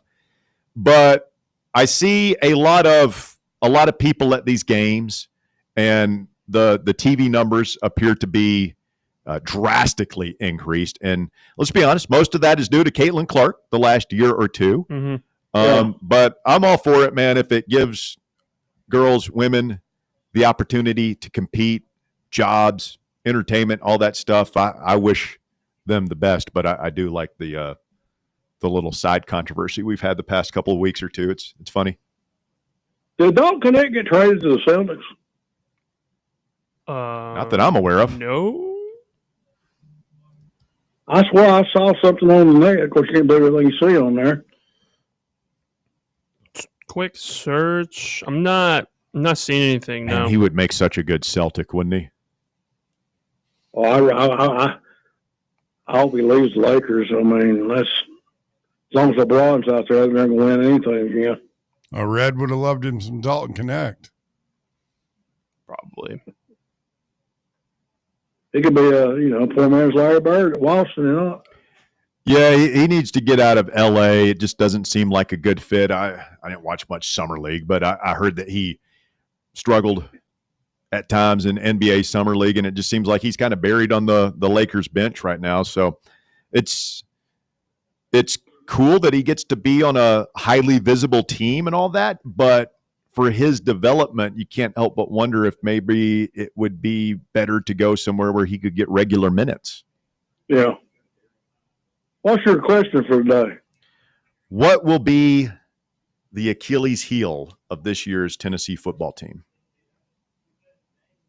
Yeah. It's got to be the quarterback position. I mean, you can get by with being mediocre at running back or mediocre anywhere on offense, but if you don't have a quarterback, you ain't going to win. Yeah. Now, so you just don't have much hope at that position? I'm living in my hopes on that. I'm just, and a lot of this is on Josh Heupel more so than the players they have at that position, but I just choose to believe that at the very least, he's going to be able to coach one of these dudes up to be able to go out there and give them what Nico gave them last year, which is just get the ball snapped, run the offense, hand it off, make the throws when they're there, and don't turn it over. Yeah. I think the offensive line will be all right. If Pendleton can play center, and at least the guy that's on there with him at center, they'll give him a backup, and Pendleton can play two positions, and that guy Barrow's talking about, he can play the guard position and the backup. It's probably the deepest offensive line we've had since he's been here. I agree. I mean, it could be a little better. Offensive line could be a little bit better. And, you probably missed something with Dylan Sampson, who was SEC Offensive Player of the Year last year. But if your offensive line improves a little bit, then maybe the drop-off won't be there. Yeah. Is our kicking game going to be good next year? I think so. Who's our guy? Little fuzzy-headed dude? Max Gilbert. Max Gilbert. Max. Still there. I mean, who's we got the Aussies still got. He's like he's been there forever, but I think he's got another year or two left. Jackson Ross. He's a redshirt junior. Turbyville's still there. He is. The amber-footed kicker. He had about 2 or 3 punts blocked last year doing that running around crap. I mean, did we? Oh, did we have punts blocked? I thought he had one. Maybe one. I'll have to go back and check the stats. I think he had one blocked. We did have a punting disaster. But there was a point where what happened to our kicker? Was that last year or the year before? There was Jackson Ross was stuck on the struggle bus at one point. I think it was the year before last. I felt like he was pretty good last year. Yeah. I mean, if we're going to play close games, that's where you got to be real. And who's going to be our returner? Bill Carter going to return punts? I'm assuming so. Unless someone takes that position from him or he doesn't play, he's getting a year better. Like, Boo Carter was awesome as a punt returner last year. Man, he did a couple of – I don't know. There were a couple of times where he made some decisions that didn't really bite us but could have easily. Yeah. You can't just – you gotta know when to throw your hand up, make a fair catch, and just get your offense back on the field. Who's this true freshman that tried out as punt returner? Is his last name Bolden? I'm sorry. Say that name again, Phil. Bolden. I've not heard. You know what's weird about modern football? This used to be such a talking point, like who's the returner going to be, and but they've taken the kickoff return out of it. Like that's just not important anymore. And so punt return's the only one that's important, and I just sort of assume that's going to be Boo. So yeah, I mean, Like I would assume that if it's not going to be him, it's going to be somebody fast. Lord knows we have enough athletes on this team to have somebody explosive back there. Yeah, I mean, last year at some point it changed from Boo to Jermod McCoy. Mm-hmm. I remember him back there taking punts. Yeah. Because Boo did something crazy back there. Like he fielded one he should not have fielded. We had another guy do that like 3 or 4 years ago too. Wasn't it Marquez Callaway that made some dumb decisions returning punts? I feel like head coaches, as soon as they see you do something kind of just you go rogue out there and do something that you're not coached to do, you won't be out there very long. The worst was Newkees, the Kiffin year. Oh, God. Newkees Richardson. I mean, he's trying to catch everything. He muffed at least 2 or 3 before they finally gave him the heave-ho. Yeah, yanked him out of there. Well, he was supposed to be really going to be good. He went over crap, you know. Well, he's one of the Hamburglers, Phil. Well, I mean, it's not much different when you're that talented, but nobody signed you that late in the cycle. Who was the third Hamburglar? It was him, Jansen Jackson, and there was a defensive back from Ohio. Was it Mike Edwards? Edwards. Was that him? I'm almost positive, yeah. It was Mike something. Robbed at pellet gunpoint a kid didn't even have cheese on it at the university's biggest boosters flagship gas station. On the I remember that's pretty funny. I mean, it wasn't funny, but my little laugh. In their team issue gear. Did you know that? Yeah, that's crazy. Oh man. Wonder if they had their number on it. It's like it's Jersey. What's that, Phil? When's the high school football start back up? Jamborees are next week. Week 1, the week after. It's right here, isn't it? It's here, man. You ready? Catholic fielding team this year? I like to go. The basketball team might be pretty good this year. They've learned how to go back the road ways of getting ball players, you know? Get the recruiting machine up there. Phil, thanks, man. Appreciate the phone call. Stay with us. The drive continues. 865-966-3435. Your number to call or text the program this afternoon. Rolling through hour number 2. We're back with more after this.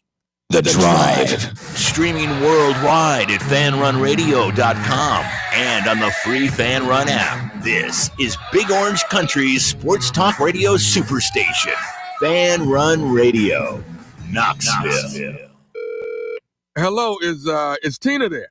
Who's this? Yeah, this is Vince from the hit reality show Wives Don't Tell. Tina applied for our show to confess that her husband won't go to the doctor to get his erectile dysfunction checked. She said she's ready for a guy that can bring the heat. All right, what the is going on? You know you're talking to her husband right now? Tina! Well, she wrote the application that her man's performance is questionable. She's basically married to a coffee table. She also said, we live within driving distance to Men's Pro Knoxville, but he's too scared to get a blood test. Oh my, she is done. She is so done. Got you, Mike. It's nephew Tommy. Ain't no reality show. It's a prank. Men's Pro Knoxville is the real deal, fellas. Local experts, test results in minutes. Call 865-544-8220 or hit men'spro-knoxville.com before your lady books a new co-star. Men's Pro Knoxville, making it happen. Hi, I'm Dr. Mike Costa at Knoxville Smiles. Here at Knoxville Smiles, we're all about making it easier for you to see the dentist. That's why we're now open until 7 p.m. on Tuesdays and Thursdays. If going to the dentist in the morning or during normal business hours doesn't fit your busy schedule, come see us a little later. Call 865-539-1776 to schedule your appointment, or just visit us online at knoxvillesmiles.com. Smile brighter with Knoxville Smiles. Whether you're heading to work, taking the kids to school, or planning your next road trip, your car needs to be ready for the ride. Hi, I'm Russell Smith, and I've been a customer at Matlock Tire and Auto Service for about as long as I've been driving. For me, it all comes down to trust. Look, I'm not a car guy, and I just don't want to get taken advantage of on car maintenance costs. Matlock Tire Service is a family-owned and operated business, and they wouldn't have made it this long if they hadn't been providing trustworthy service you can depend on. They're the home of the price match guarantee, which means you can bring in any competitor's ad, and Matlock will match the exact same tire for the exact same price. I've bought a lot of tires at Matlock over the years, and I always go there for my oil changes. You should too. They've got locations in Farragut, Hardin Valley, Lenoir City, Maryville, and Athens. Visit their website, matlocktireservice.com, to find the location nearest you and schedule your appointment. Tell them FanRun Radio sent you. Honest service, quality work, dependable care. Matlock Tire and Auto Service. Located in Knoxville's historic Old City, Barley's offers great food, live music, the best draft beer selection in town, and now your new favorite place to watch sports. Their indoor projector is perfect for any weather, and they've revamped their upstairs area with more TVs to take in all of the action. Their menu features hand-battered chicken tenders, juicy burgers, fresh salads, and the tastiest pizza in Knoxville. You can enjoy their happy hour drink specials daily from open until 6 p.m. Barley's Tap Room and Pizzeria.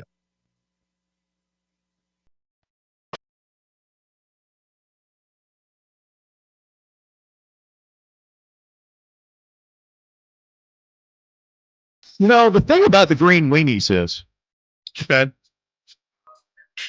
we live in such a surveillance state now. Yeah. Like they found this one guy on video, like that there are 3 games tonight. And so they know to look out for this. So they're going to have video cameras everywhere on every, they're going to see. So if you do that, you're going to have to be, like I said, disguised. You're going to have some sort of hat on or something. Have you seen they've got them now. It's like something out of a movie. Remember like the old Mission Impossible movies? They aren't that much. You can pull like these masks down over your face and they fit.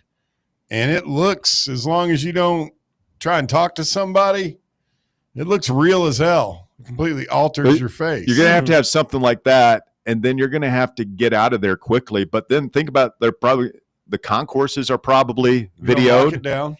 And then they'll probably follow you just about to your car now. I don't know. You're going to have some way to get out of there and really blend in. I've got an idea for you. What if you rig it before if you somehow get into the arena? I thought about that. Plant it up in the rafters. Like in the Godfather, the gun behind the toilet thing. Yeah. And then just have some type of electric switch that you could push that would just drop it. Okay, Mr. Wizard. Nobody's going to go and implant some sort of you have a better chance of getting projection device into the rafters of the arena. I was just saying, if you want to get away with it. I think you got to chuck and duck. Yeah. Got to get out of there. I feel like if you were involved in the whole distraction thing, like if you're part of the distraction, they're going to be looking hard at you. Yeah. Well, I was running it by the brain trust out here, the gallery, and I'll let the culprit remain nameless, but he thinks that there needs to be a coordinated attack of 15 guys. It's like they can't get us all. There's 15 at once, and you pick the 10-minute mark in the third quarter or something. I feel like your chances of hitting one of the players somebody goes way up. Yeah, one is with 15 of those big things flying down. I think you wait maybe till a TV timeout and try and, but you want to do it during the game because otherwise the TVs are off and there's no film of it. And then they're always filming Red Panda. You know what this is? Maybe you wait until the action's at one end of the court and try and aim for the free throw line at the other end so you don't hurt anyone. It's feels like this is just a new version of streaking at football games. It's like instead of doing that, they just throw the green weenies onto the floor. I wouldn't do it personally. I always thought streaking was hysterically funny. I think it's insane that somebody would think they need to bring it back. I mean, I'm not against it. I just think it's funny when somebody just like what goes through their head? I'm going to run bare ass naked across this 120-yard field on international television. I mean, it's a bigger deal over in England, I guess, isn't it? Europe. Yeah, I still remember the guy who ran out in the British Open onto the green during Sunday, and he had on his back it said the 19th hole with an arrow pointing down to his butt. That's the all-time best one. There used to be back in the 70s and 80s. There was this lady, young guys. She was called Morgana, the Kissing Bandit. Yep. And she was very well endowed. Yeah, I mean, like massively. And she would run out on the field. And they'd let her run right up to the batter and plant one on him. Nowadays, the pitcher, and they'd all blush and be all bashful about it. Yeah. Remember Rhino got hit once. Maybe Mike Schmidt back in the day. They didn't look like they were upset about it. But nowadays, that lady'd get 5 feet on the field before she get just form tackled by some big dude, taken out. Well, my favorite clips are when a guy will go out and do it, normally not completely naked, and a football player will just hit stick him because security can't catch him. I've seen that a couple times. You can see some of those. That goes all the way back to like the 70s. Like there's an old black and white football game. I don't know if it's Monday Night Football in the early days or what. Some guy did that. I think it was a Baltimore Colts game, and as he ran by this massive, the guy just out, and it just God. Matty Ice was the 2-time. Was a repeat. What you talking about? Yeah, Matty Ice. The Ice Man, legendary. Matty Ice, was where good. you at? Where are you at, Matty Ice? The conqueror is dead. Are you man enough to come back and reclaim your title? I thought Matty Ice took the black after the usurper unseated him. I mean, Michael Jordan came back. That was a suspension, though. And he came back again. He came back. You can come back. Guys can come back. Tampa Vol says excessive offensive penalties will be the Achilles heel of this year's team. That's a pretty good one. Oh, that reminds me of what my niche one is. It's not the penalties. It's the 2nd and 10 run straight up the middle and get stuffed play that I cannot stand, that we run at least 5 times a game. I hadn't thought about the just excessive offensive penalties That's a good in one. so long, but that is a built-in feature of the Heupel offense. It does happen. Well, I mean, as well as, in basketball, the Barnes guys foul on a 3-point shooter at least once a game. I feel like we had something in baseball that we were doing. Oh, if a guy could get on first, he could get to third Oh, yeah. with no pitches thrown somehow. When it was the Marcus Phillips Achilles heel for him. I'd imagine he's working on that somewhere right now. Maybe they've shut him down for the offseason. Probably be a smart move, but I'd imagine that would be a point of emphasis at his major league club at spring training next year. I'm sure. 865-966-3435, your number if you want to get on the show here this afternoon, 966-3435. As we break things down to levels that can only be described as beyond scientific, we have an update on the smelling salt ban. NFL players can breathe easy again. See what I did there? It's good. Despite confusion surrounding a league memo sent to clubs on Tuesday, players will be able to whiff smelling salts during games this season as long as they bring their own stash. This is so stupid.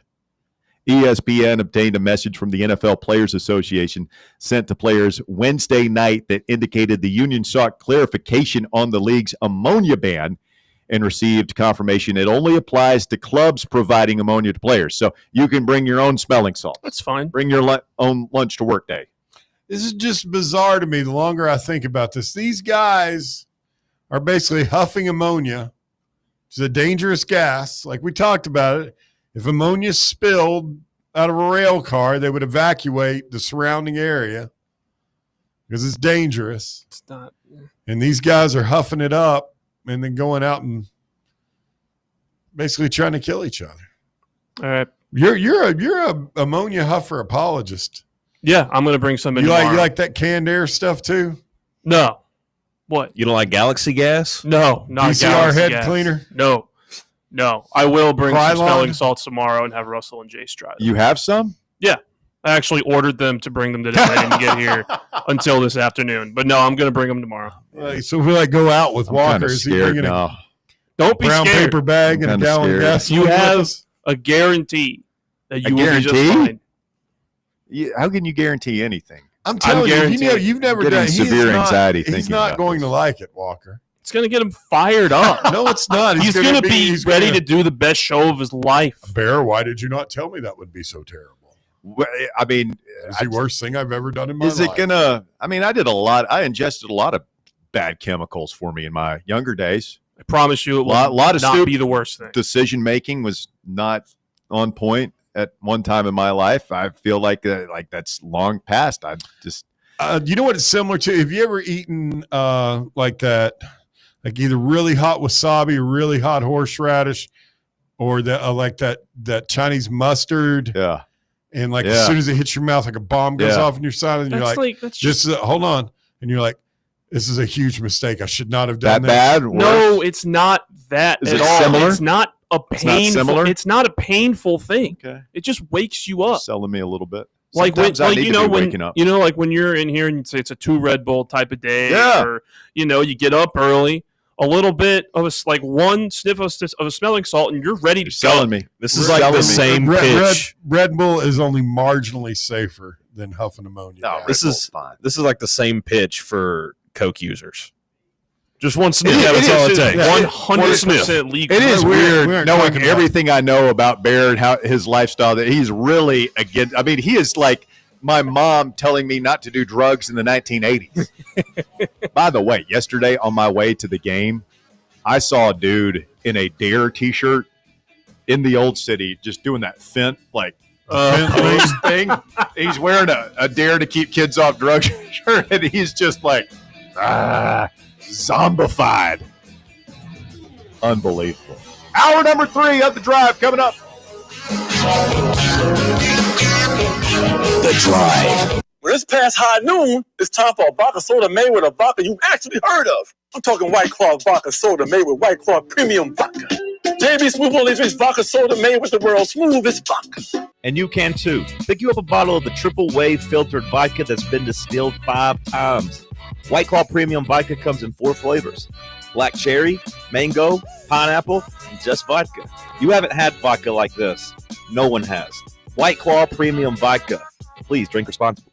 A brand built in Tennessee and born from the love of the game. Inward Half revolutionizes golfing comfort. Crafted by a former pro and dedicated enthusiast just like you, our luxury performance wear guarantees you stay cool and comfortable through every swing and every day. We're not just a brand. We've set out to create a lifestyle for those who understand that impeccable style and premium performance are a hole-in-one. Enjoy the walk-in with Inward Half. Are you looking for a treat that will knock it out of the park at the next watch party? Just like your favorite baseball team, Crumble brings the best lineup week to week with an expanded roster that includes key lime pie, strawberry cake, or my personal favorite, Monster featuring M&M candies. Let Crumble treat you to the best cookies in the game. Download the Crumble app and start earning rewards. You can even vote monthly on what flavors you would like to see at any store of your choice. Warmer weather is here, so get to the ballpark, but don't miss the cookies. Blackford Veterinary Surgery Referral specializes in surgeries not regularly performed by your pet's general veterinarian. They're currently accepting referrals from vets all across the country. With their newly renovated state-of-the-art surgery center and highly trained staff, clients can rely on professional and thorough care. If your vet says that your pet needs surgery or rehab, ask for a referral to Blackford Vet and let them get your best friend back on its feet. Located conveniently in West Knoxville. For more information, visit blackfordvetsurgery.com. Hungry for some mouth-watering barbecue? Then take the quick drive up I-75 to Rickard Ridge for some of the best barbecue. Should we all do one right before the top 5 of 5?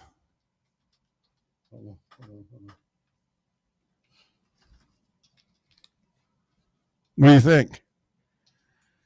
Walker, you're down? Jace, you down? After. Okay. We push on. Feeling down? We pull ourselves up by the bootstraps. But there are times when bootstraps aren't enough. when stress gets to us and we need to talk to someone about what we're really going through. So we're going to reach out, because sometimes mental health is not a one-person job. Visit loveyourmindtoday.org. That's loveyourmindtoday.org. Brought to you by the Huntsman Mental Health Institute and the Ad Council. You're listening to FM 105.7 and AM 1340, WKGN Knoxville, and W289CU Knoxville, FanRun Radio. Attention service members and veterans. Introducing the Griffin Law Firm, your trusted ally in military legal matters. From court martials to benefit claims, at Griffin Law, your mission is their mission. Here's VFL Marshall Griffin. As a veteran and retired military attorney, I've successfully defended lifelong benefits and helped preserve professional futures. So I know that when you hire a military justice lawyer, you maximize your chance to get relief. With my unique experience, I can advocate for you, because there's no military matter that's too big or too small. Let us help you make these critical decisions that could affect the rest of your life. Remain silent. Request counsel. Call Griffin Law. For a free consultation, call 888-707-4282. That's 888-707-4282. Or just visit griffinlawdefense.com. It's time for The Drive's Top 5 at 5. Quitting time on your Thursday, 5 o'clock here on FanRun Radio, and it's time for your Top 5 at 5. It's brought to you this afternoon by Barley's Tap Room and Pizzeria. They're getting ready for live sports trivia in the upstairs bar here in about 2 hours, 7 p.m. every Thursday night. Go flex your mental muscle at Barley's in the Old City. Jace, hit it. Thank you. At number 1, several Vols will make their NFL debuts this weekend in the preseason starting tonight. Wide receiver Dante Thornton takes the field, and edge rusher James Pierce and running back Dylan Sampson play Friday night. Defensive tackles Elijah Simmons and Omar Norman Lott will play on Saturday, and D-tackle Omari Thomas rounds out the rookie bunch with a game on Sunday. Who's he playing for? I didn't have it pulled up. Chiefs or Cardinals? No, Elijah Simmons with the Cardinals. Yeah. Elijah Simmons with the Cardinals? Mm-hmm. Pretty sure. Well, good for him. Omari Thomas is with the Saints. Correct. The Big O. All right, we'll miss him this year. Oh, heck yeah, we will. We got some good ones, though. All right, good luck to all the VFLs and NFL preseason action this week. At number 2, ahead of Arch Manning's first season as Texas's starting quarterback, one of the biggest questions is what he will decide after the year. Now in his third year of college football, he will be eligible for the 2026 NFL Draft. However, his grandfather doesn't think he'll wind up declaring. Archie Manning predicted Arch will be back at Texas next year. Quote, Arch isn't going to do that, Manning said of whether Arch would declare for the draft after the season. He'll be back at Texas. That's kind of a Manning family thing. They go to college. Peyton did 4 years here. True. Eli did 4 years at Ole Miss. It's not like he's desperate for the money. I do wonder if he will be keeping an eye on the NFL and just how things are going and who has the pick. Like if he's having a great season and it looks like he is projected to be the number 1 pick or one of the top 2 or 3 picks, like, are you keeping an eye on it and where you might go? Because if there's a good franchise, like they obviously had a good experience with the Giants.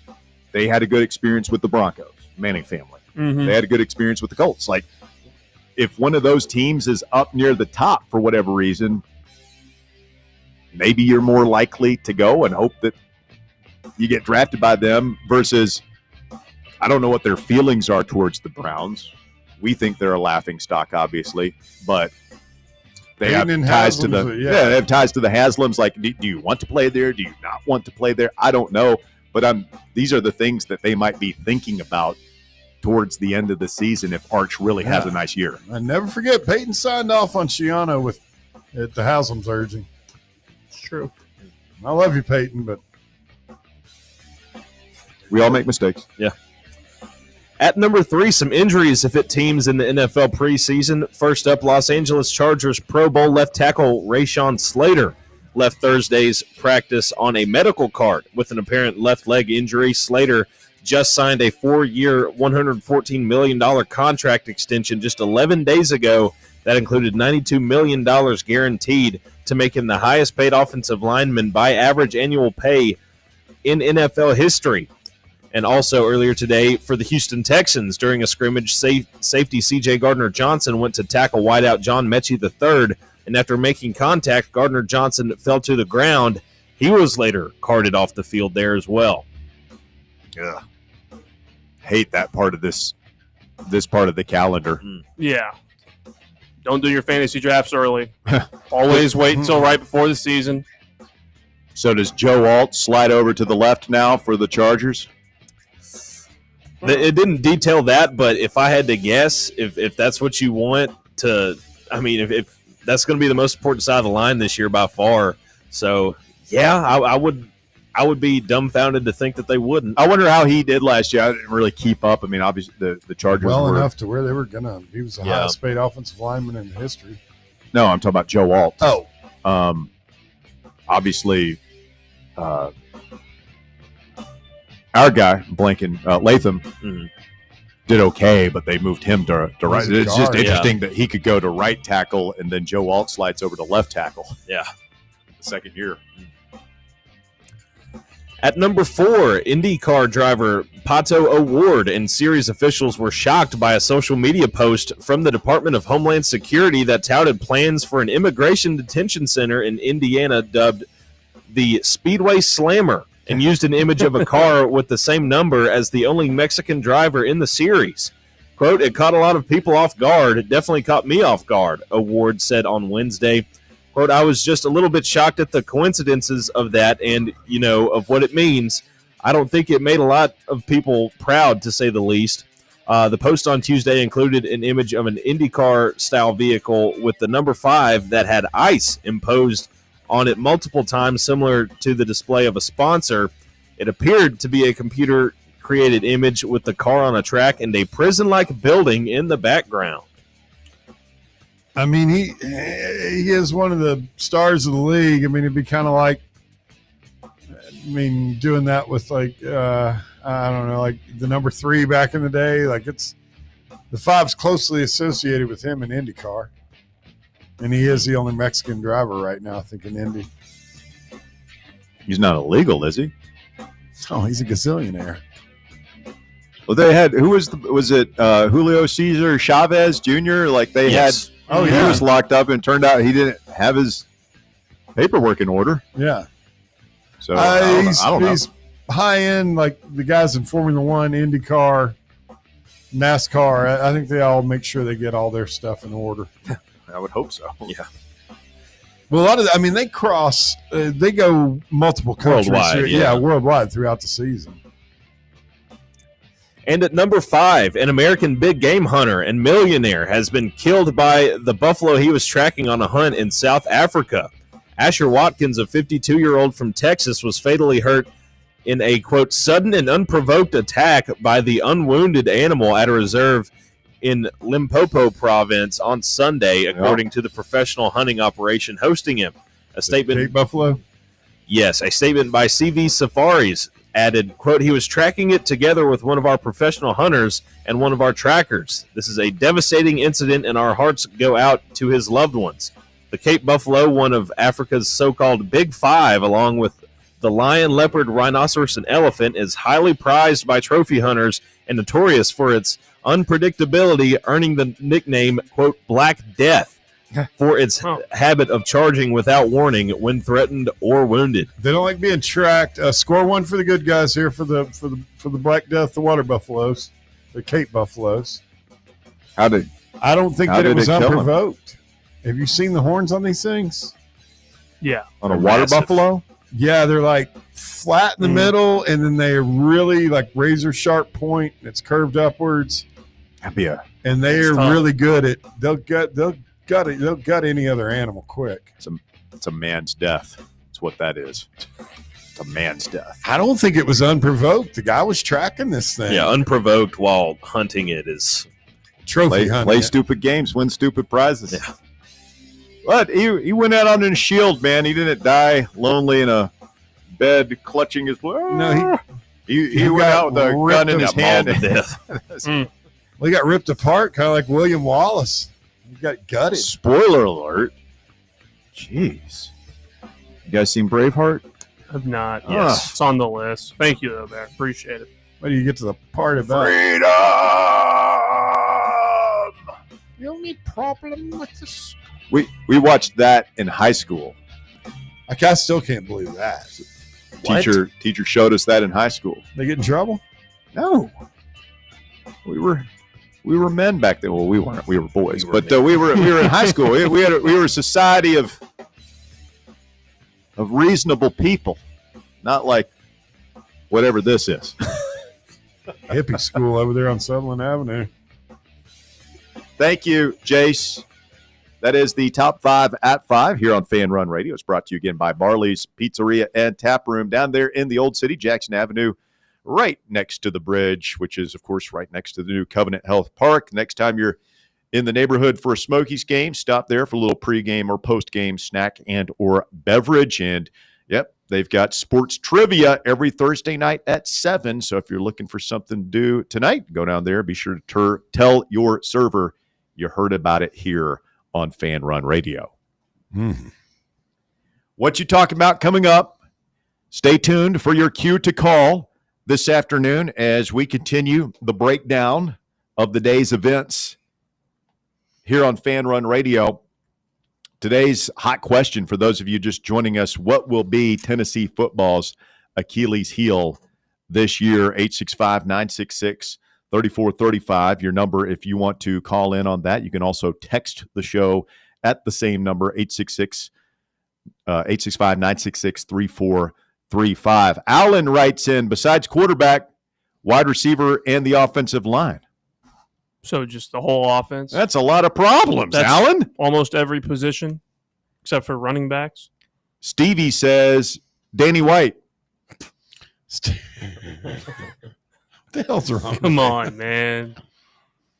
Volfan 8 says wide receivers and the one road game a year we lay an egg against a team we should beat. Who's it going to be? Is it going to be State or?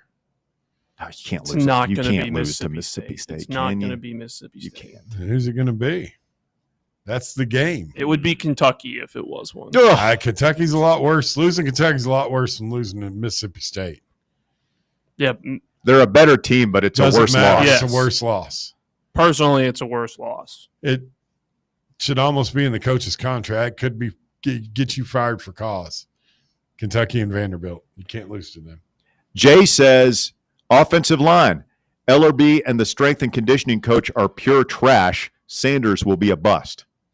Well, I'm sorry. I'm getting mad now, new guy. I'm sorry to interrupt you. You're good. But this narrative pisses me the hell off. Go We're off. trash. Yet we've had one of the top rushing attacks the past 2 years. Tell him, Bear. That's right, Bear. I mean, damn, Dylan Sampson and Jalen Wright. Tell him. Come Jabari on. Smith. I mean, since Heupel's been here, we've turned into the one thing that you guys always want, which is a damn power smash mouth running team. Yeah, Bear. We give it to you with the toughest nails defense, and all you all want to do is cry, oh, we suck. LRB sucks. We ran for more yards than Alabama. When's that happened before? Most rushing yardage in school history last year. Almost 3,000 rushing yards last year. And the names change, but the results stay the same. He just loads another bullet in his gun over there and pulls the trigger. Mm-hmm. And ESPN earlier today named David Sanders Jr. as one of the 3 freshmen, potentially best freshmen in the SEC this year. Jay says, what did Jay say? No, that was Jay who went off an LRB. Put that in your pipe and smoke it, Jay. Like it. Brian says, Phil's negativity. That's a good one. That's good. Nolan says good. Receivers being unable to catch the ball. And Basilwood says the new Adidas deal will be the Achilles heel of Tennessee football Is that your this burner? year. Let's get no, that is not mine. Let's get Roberto in here next. Good afternoon, Roberto. You're on the drive. It's Fan Run Radio. Mine would have to be idiot dudes whose name is Jay. Oh, Jay, taking it on the chin this segment. That's tough. But also if you knew what was up, Russ, you know what's up. That's a double entendre. I got you now. Yeah, thanks for letting me say hey guys. It was great to see you guys yesterday. Yeah, thanks for coming by. What a cool ballpark. If you guys haven't been out yet, guys, that's next to none. I've been to 12 or 13 pro ballparks, like baseball. I've been to tons of pro football places, college all over the place. The Smokies Stadium might be the best stadium I've ever been in, period. Any kind.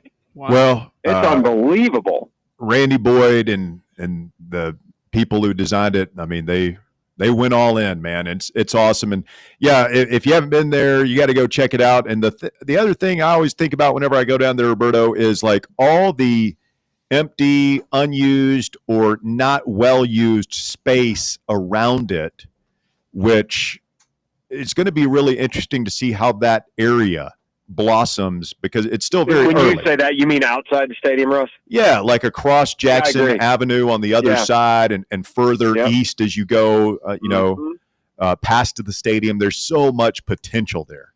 Yeah, it's going to be the anchor of the regeneration of that whole area, Gentrification? No, I didn't say that.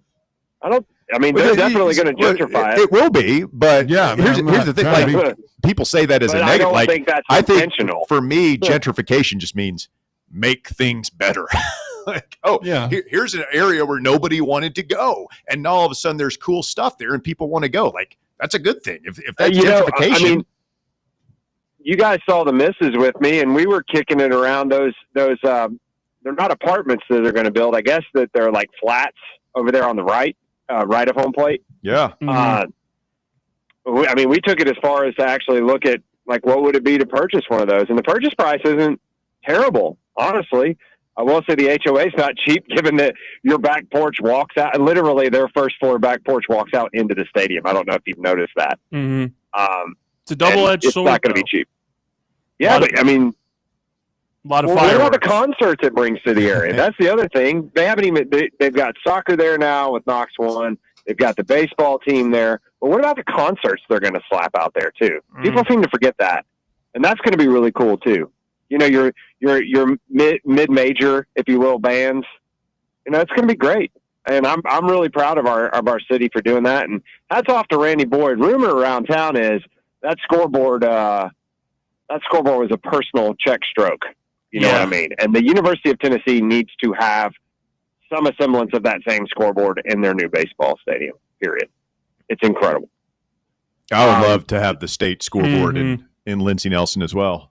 It's really cool. Maybe Randy will stroke the check for that too. Maybe he'll just give a salary for it for a couple of years. Right? There you go. I don't know if he takes a salary now. A lot.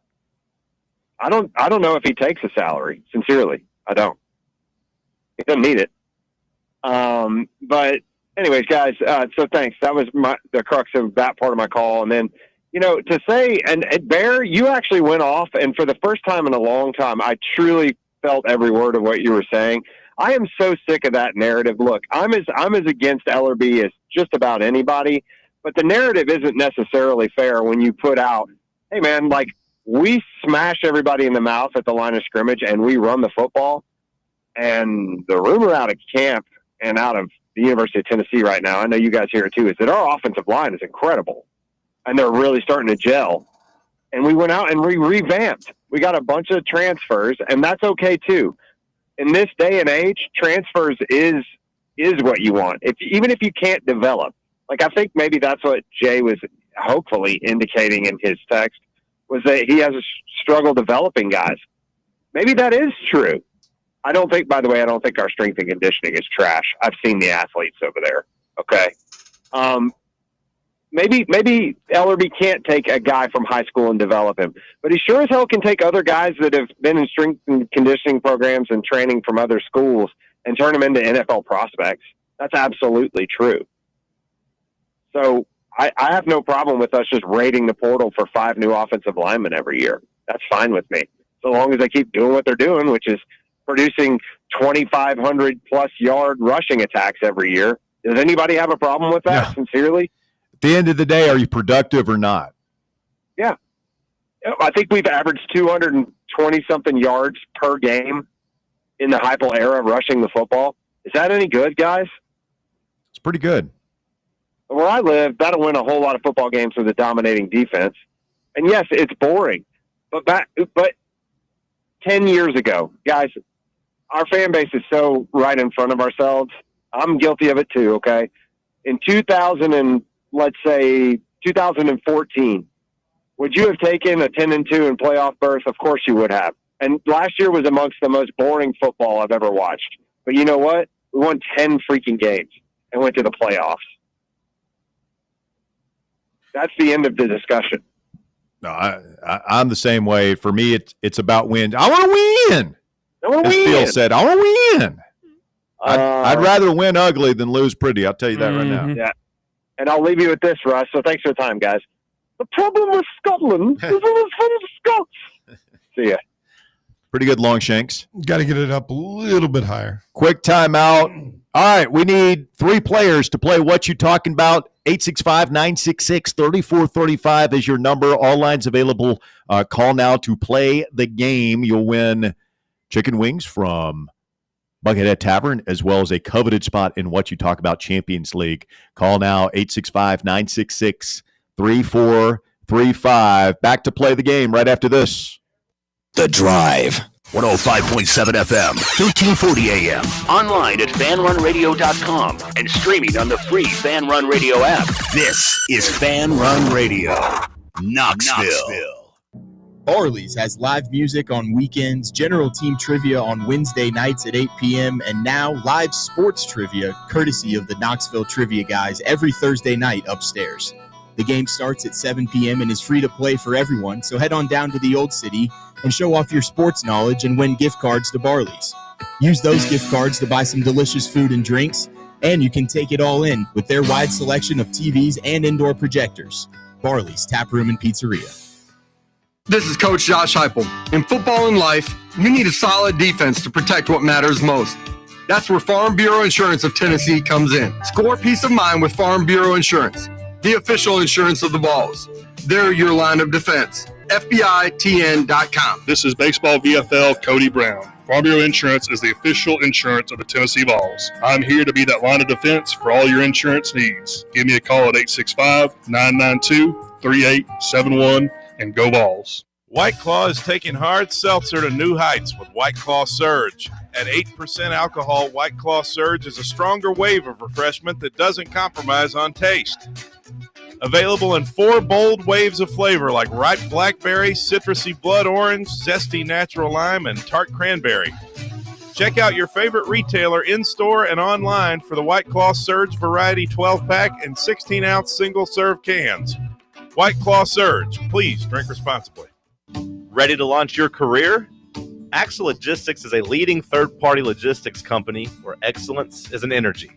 With an award-winning culture, Axle proves that positive outcomes come from a positive environment and a work hard, play hard mentality. At Axle, the drive for success is infectious. And with an uncapped commission structure, hard work isn't just noticed, it's rewarded. For those with big goals and even bigger dreams, Axle Logistics is the place to start your career. Are you looking for a treat that will knock it out of the park at the next watch party? Just like your favorite baseball team, Crumble brings the best lineup week to week with an expanded roster that includes key lime pie, strawberry cake, or my personal favorite, Monster featuring M&M candies. Let Crumble treat you to the best cookies in the game. Download the Crumble app and start earning rewards. You can even vote monthly on what flavors you would like to see at any store of your choice. Warmer weather is here, so get to the ballpark, but don't miss the cookies. Retirement can be scary, but only if you're not prepared. That's why AARP created thisispretirement.org. Because unless you've already retired, you're in pretirement, and you still have time to plan. Learn about retirement savings options, potential tax breaks, and how you can build savings over time. Visit thisispretirement.org for free resources to help you customize your action plan and feel the retirement fear disappear. Brought to you by AARP and the Ad Council.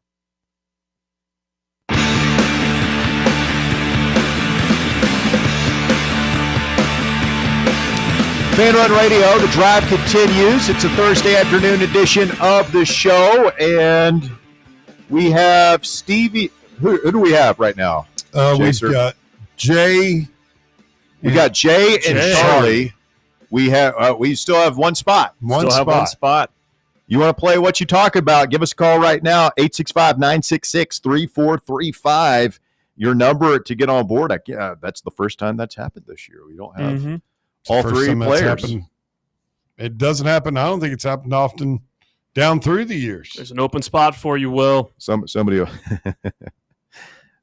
will jump in here. We'll give it a second. We found some smelling salts in the back.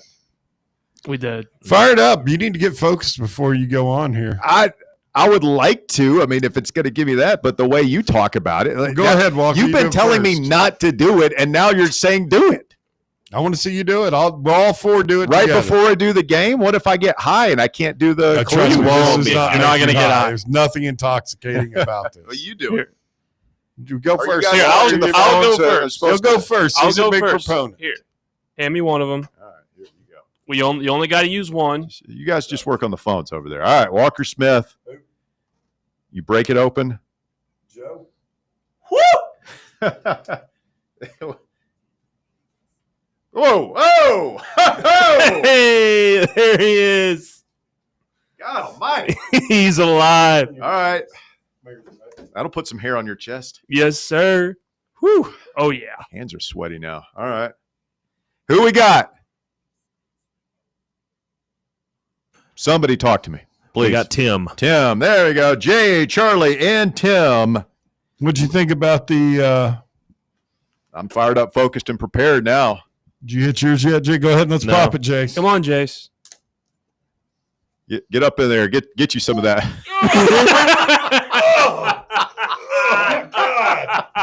Oh my God! Why would you do this? This is what I'm talking about. It fires you up. No, it don't. My eyes are watering. It fires you up. I'm crying right now. Poison control. My mom left the cabinet open and I smelled the ammonia, ma'am. No, I'm good. What are we doing? Oh yeah, what you talking about? Can hit the music. Or don't. Time to play the game. Time to play the game. What you talking about? What you talking about? What you talking about? What you talking about? What you talking about? What you talking about? What you talking about? No, isn't that bad? Good. All right, you've converted me. Big smelling salts guy now, Walker. You're fired up. Before the show every day. Jay is up first today on What You Talk About. What up, Jay? For the record, I'm not the Jay that hates the offensive line. Oh, that's good. That's good to know. Line. Man, poor Megan Jay. fired me on Monday and told that. Just on Mega Jay today. just ripping. David Sanders going to be a bust according to who? According to what? Get out here, Jay. I feel like you gotta stand. You gotta double down now if you're Jay, though. You can't back off in the face of adversity and naysayers. All right, here we go. Jay is up first. Jay, you know the rules, right? I think I do. I've done this 5 times in the last All right, 5 shows. You know what to do. Just be calm. One after the other. You got this. Here we go.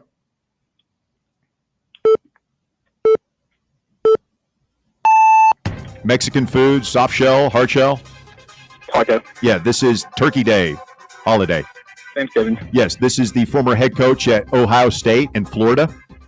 Urban Meyer. Yes, this is the cheese state where Green Bay is. Green Bay. Wisconsin. Yes, this is the former shortstop for the Yankees, captain in the glory days. Peter. Yes, this is the school in Oxford where Lane Kiffin is. Yes, this is the former quarterback of the Falcons and Virginia Tech, dogfighting. Michael Vick. Yes, this is the Enter Sandman band. Metallica. Yeah, this is Golden State's basketball team. Warriors. This is a Christmas movie with Macaulay Culkin. Home Alone. Yes, this is the Seahawks City. Seattle. This is a fast food place that's closed on Sunday. Chick-fil-A. This was Tom Brady's tight end at New England. Gronkowski. Rob Gronkowski. Yes, this is the Braves in Falcon City. Atlanta. NFL's all-time leading rusher. Emmett Smith. You got a 14. It's a good number. It's a good number. Yeah, I thought we might be able to squeeze Emmett in there and make it really hard on Charlie and Tim. But Jay with a 14 off the bat does not pass on anything. Well done, Jay. Hang right there. We're going to see what Charlie and Tim can do. Just he had some easy ones too, man. Yeah, he did. That was a good draw. We got to Emmett there. Maybe I should have said Cowboys running back. I don't know. Next contestant, this is Charlie. Charlie, are you there? I'm doing all right. How are y'all? Hey, Charlie, doing well. Thanks, my man. You got to get 14 to tie Jay. 15 would put you in the lead. How are we feeling about it? Well, I didn't do any smelling salts before this, so we'll see how it goes. All right. Well, you can do this sober-minded. I have faith in you. Here we go.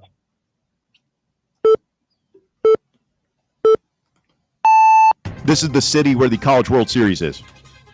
Omaha, Nebraska. This is the Auburn head coach. Used to be at Ole Miss. Oh, Hugh Freeze. Yes, this is a popular breakfast place. They're all over town, not pancakes. Waffle House. Yes, this is an ESPN personality. He screams a lot. Big Knicks fan, Cowboys. Stephen A. Smith. Yes, this is a show with Jim and Pam. The Office. Yes, this is a pretty young girl who's in a jeans ad. Big boobs. Sydney Sweeney. Yes, this is the 49ers city. San Francisco. Yes, this is the head coach of the Chargers. Used to be at Michigan. Jim Harbaugh. Yes, this is NC State's nickname. Wolfpack. This is the baseball team in Kansas City. The Royals. This is the most popular women's basketball player right now. Went to Iowa. Clark. Shoot. Pass. This is the city where Mississippi State is. Starkville. Yes.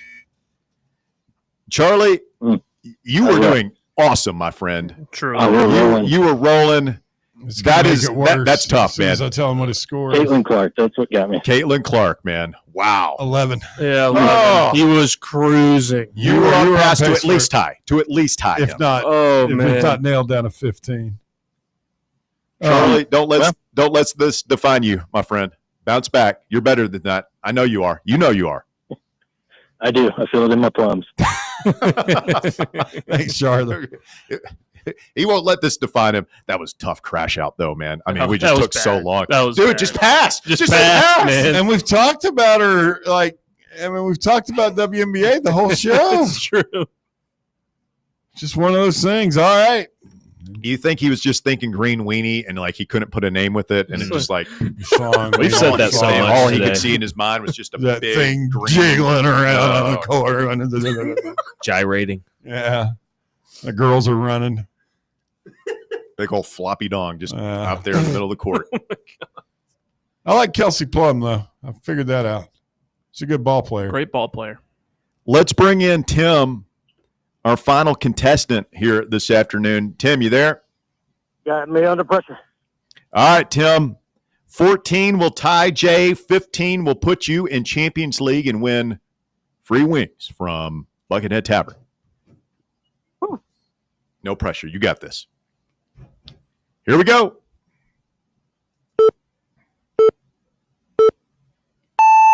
This is a professional wrestler who just passed away. This is a HBO show with the Lannisters, Cersei, Tyrion.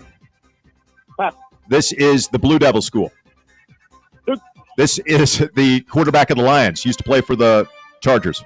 Matthew Stafford. No, he plays for the Lions now. Used to play for. Jared Goff. Yes, this is the stadium where the Red Sox play. Fenway. Full name. Fenway Park. This is the movie with Liam Neeson. It's a remake of a funny movie. Nicky. Nicky Gunn. Yes, this is the head coach at UConn men's team. Pass. This is the city where the Hornets play. Charlotte. This is Oregon's nickname. Done. This is the place where the hot donuts come out. Krispy Kreme. Yes, this is the basketball player for the Timberwolves, played at Georgia. This is the Horned Frog School. This is U2's lead singer. Bono. This former Auburn quarterback, Cam Newton. Oh, man. Wait a minute now. You got to give me 2 because I know Bono's real name. Come on. Give me 2. Because you know whose real name? Bono's real name. What's his real name? Paul Houston. Yeah, that is right. Wow. Come on, man. Give me an extra. I feel like even if I did, it wouldn't matter. It would. It would not. What do you I end up don't know with? NBA, man. Sorry, I don't do the NBA. It's okay. Nah. But you were so fast that it was almost throwing me off. That's what I noticed. I was going to ask you because he was blurting it out. What's the HBO that I missed? Game of Thrones. Oh, God. Hey, next time if you get on again and you get another shot at it this year, I'm going to give you some tips before you go on. Well, I can't take your wings. I'm in Nashville, so. But I love the. You passed on Game of Thrones and Anthony Edwards. Okay, not a chance. I thought he got hung up on another one too. Yeah, like there was a lot working against you, but whatever. What did he end up with? 10. I got 10. All right. Yeah. Better luck next time. I said Gus's Good Times Deli when you said the hot. Then you said donut. I don't know if you guys go over to Gus's, but that's like a heroin to me. They've got hot donuts over there? No, they got hot sandwiches. No, they got hot sandwiches. The steamer, just all over the world. You can't find a sandwich steamer anywhere but there. Knoxville's the only place. I've asked. I've gone everywhere and I've asked. And y'all don't let that place close down. No, we're working on it. Thanks, Tim. Appreciate the phone call. Well, it was a competitive round, but in the end, Jay emerges victorious. Jay, congratulations, my friend. It wasn't that close. I thought Charlie was going to get you, but he had his crash out. Tim, whatever happened there, but it is Jay, our winner today. Congratulations. Thank you. Charlie had me nervous the first 30 seconds. He was on a roll, man. He was scorching it, man. Jay, Charlie is going to be kicking himself tonight. He's like, why didn't I pass? Why didn't I pass? But it was a charm for me. He knew it was so easy. He's going to be kicking himself, Caitlin Clark, every time he sees her for the rest of his life. I'll tell you one thing, boys. 14 or 15 is a number just to qualify this year for Champions League. It's been pretty good. It's been a good What's field. the record this year? You aren't getting into Champions League unless you're cranking out like average 14, yeah. 15. Mm-hmm. And then to win it, it's going to be tough. You have to maybe get a 16, 17, 18 to win. All right, good stuff, Jay. Hang right there. We're going to get your phone number. We're going to get those 8 wings from Buckethead Tavern to you. Appreciate Buckethead for sponsoring this. You could check them out over there on Ray Mears Boulevard across from Target in West Knoxville. So what'd you think about your ammonia inhalant? Does it still work? It's sitting here like, oh yeah. It I does. saw Bear hitting it like 5 times during the game. Oh, I felt it right behind my eye. It's not as bad as when you first crack it, though. No, the smell goes away, but it gets you Now, fired you imagine up. Tom Brady, and there's stronger versions of this stuff. This is just out of the first aid kit. Apparently, Brady's got a cup he used to have before games. He'd have like 5 or 6 of them, some kind of stuff, crushed up in there. He'd be offering his cup to people. Just whiffing it? Yep. Yeah, you want to whiff? Apparently, Julian Adams was like, yeah. He'd take a pass on it. Get you fired up. You imagine being sound like out, either knocked out or sound asleep, and somebody jams a couple of those up your nose. I just want to say, the number one hater of this idea was Bear. That's what I'm saying. And he did it 6 times. And now he's just like, he's got in it the box. stuck up his nose. Don't do it, man. It's dangerous. It's not. You don't like you don't want any of this doing. I don't want to mess it. And now you just can't stop doing it. I mean, they're kind of fun. It rocks your head back. I saw Jace's face. Jace was priceless. Yeah. How long's it been since you've hit one? He's never done it. Really? Yeah. Brought back old memories. Stay with us. The drive continues. The shocking conclusion coming up. Speak now, forever hold your peace. 865-966-3435. Your number to get up with us here. Back to wrap things up right after this. The Drive. Follow us on Twitter or X or whatever the they're calling it these days at Fox Sports Knox, Fox Sports Knoxville, FanRun Radio. Yeehaw! I've been hooting and hollering ever since I started betting with the VIP Play app. VIP Play has more than 200 leagues, every bet type you can imagine, live betting and live hosts, all with 24/7 support from real live people when you need them. Start betting better with the VIP Play app today. Don't be a better, be a better with VIP Play today. Download VIP Play today or head to VIPPlayApp.com. Make sure you use the promo code FANRUN to take advantage of their welcome bonus and so they know that we sent you. Gambling problem? Call 1-800-8899-789. Must be 21 or older and located in Tennessee to bet. In a world filled with deadlines and screens, sometimes we forget the simple joys of life, days filled with special moments. At Inward Half, we understand the essence of these moments.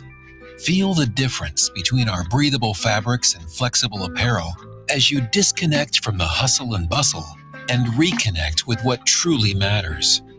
Inward Half, simple luxury for on and off the course. Got a flat tire? Strange noise under the hood? Don't stress. Roll into Matlock Tire and Auto Service. From oil changes and brake repairs to brand new tires, Matlock's certified techs do it all. Fast, friendly, and fair priced, Matlock is the home of the price match guarantee. Bring in any competitor's ad and Matlock will match the exact same tire for the exact same price. Matlock Tire and Auto Service. 5 locations in East Tennessee. Visit MatlockTireService.com to find the location nearest you and schedule your appointment. Are you ready to show off that confident, radiant smile you've always dreamed of? Well, here at Knoxville Smiles, we're ready to turn your dream into a reality. At Knoxville Smiles, we're more than just a dental practice. We're your partners in achieving optimum oral health. From routine cleanings and checkups to advanced cosmetics and restorative procedures, we offer a wide range of services in an environment that makes every visit a positive and comfortable experience. At Knoxville Smiles, it's about more than just treatments. We're focused on creating a welcoming environment where you feel like family.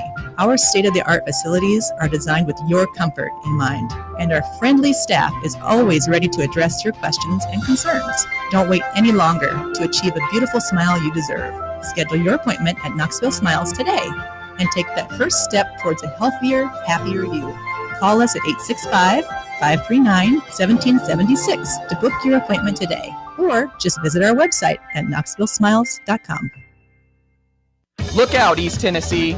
It's The Chase, right here on FanRun Radio and Fox Sports Knoxville. Join me, Tennessee sports renaissance man Chase Thomas, and the biggest rising stars in Tennessee sports media like Ryan Shumpert, Ethan Stone, Ryan Sylvia, Caleb Jarreau, William Pattison, and so many more folks every weekday from 1 to 3 p.m.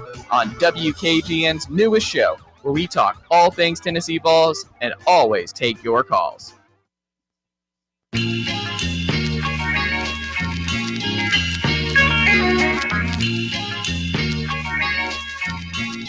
Wrapping up Thursday afternoon edition of the show.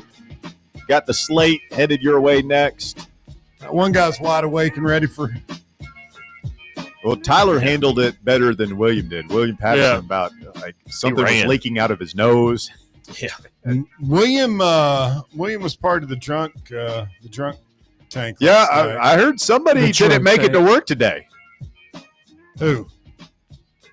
They sent somebody home. I'm not going to throw names out there, but somebody is not here today who is usually here. He's gone on vacation. No, not Cody. Another one. Somebody was overserved last night with our crew that went out. Cody was like the Pied Piper. He's like, we're going in the bar. You come on, Russell. It's like, yeah, Cody, I'll be right there, buddy. He said this is the first time he felt like what it was like to be, he said, be me and you. Be the old dude. With a bunch of young guys. I was like, how'd it go for you? He said it went fantastic. Didn't bother him a bit. Magic Mike says, do you think WNBA announcers will start referring to shots that rim out as, quote, that one vibrated out? Okay, come on. Wow. That's not even funny. Magic Mike. That's beneath you, Mike. dude. NFL tonight, Colts, Ravens, Bengals, Eagles. Yeah, we aren't going to see any starters tonight, are we? Bengals starters are going to play a quarter, or at least a drive. Got that. What confirmed. would your position be if Bear's a head coach? Would you be a play, one drive, one quarter, play the game, don't play at all? Probably not play at all the first game or two. I like to get my guys in there and get them some work. Yeah. Depends on the position. I'm probably not playing. I'm not exposing my quarterback. The Titans are saying Cam Ward's going to play a lot Saturday. Well, that's great. Who's our backup quarterback? Brandon Allen. Good backup. I'll tell you what, though, the things that you don't think about with NFL preseason are just going through the routine of getting ready for a game. Like some of these guys, especially the younger players that are trying to make camp, like if you don't go through that routine, like your stretch line, just getting to the game and how all of that goes before a preseason game, you get to week one. If you haven't done it, it's all new to you, and it could throw you off a little bit. Dress rehearsal. That's why I think we need to have preseason games for college. Bring Tennessee State in here. I agree. Let them take their whooping. We'll give them $1 million. Open it up for fans. Put it on TV. Whole 9 yards. 100%. And we'll play this year. It would be interesting, right? Because we would get a chance to see these quarterbacks, and it's not like last year. If we had a preseason game last year, Nico probably wouldn't have played at all. Mm-mm. But this year, I think you would kind of like to get all three of them on the field and kind of see what they got, right? Mm-hmm. Same with them. All the wide receivers who are healthy, see who looks good. The preseason games, those are really important for those position battles. You can do a lot in training camp in the NFL, but if you go out and you stink in the preseason games when you're supposed to be playing, you might get there and your locker's cleaned out. Well, 3 is still too many. Yeah. I think 1 or 2 preseason games is fine. I'm glad they got rid of the 4th one. That was obnoxious. But you have 1 or 2 of these. I think if you just had one preseason game for the NFL, I think that you'd probably play your starters a little bit more. Probably. The future of it, whenever the next CBA comes up, I guarantee it's going to be 1 or 2 preseason games. 18 games, 2 bye weeks, season ends Memorial Day weekend. Memorial Day weekend? No, President's Day weekend. You guys aware that some dude named Spencer Davis with Saturday Down South is calling for us to be defeated by the Orangemen? The orange persons, whatever it's supposed to be. Don't want to offend the woke folk. Just the orange. Yeah, the orange. I think he can hope that. Yeah. It's fine. Wonder if he went to say he's probably a Syracuse grad. There are a lot of guys that probably don't want us to win games. Well, yeah, but does he have any sort of reasoning other than the fact we don't have a quarterback, or does he think Syracuse has anything good going for them? He thinks our offense has a very, very low floor. Our offense do what now?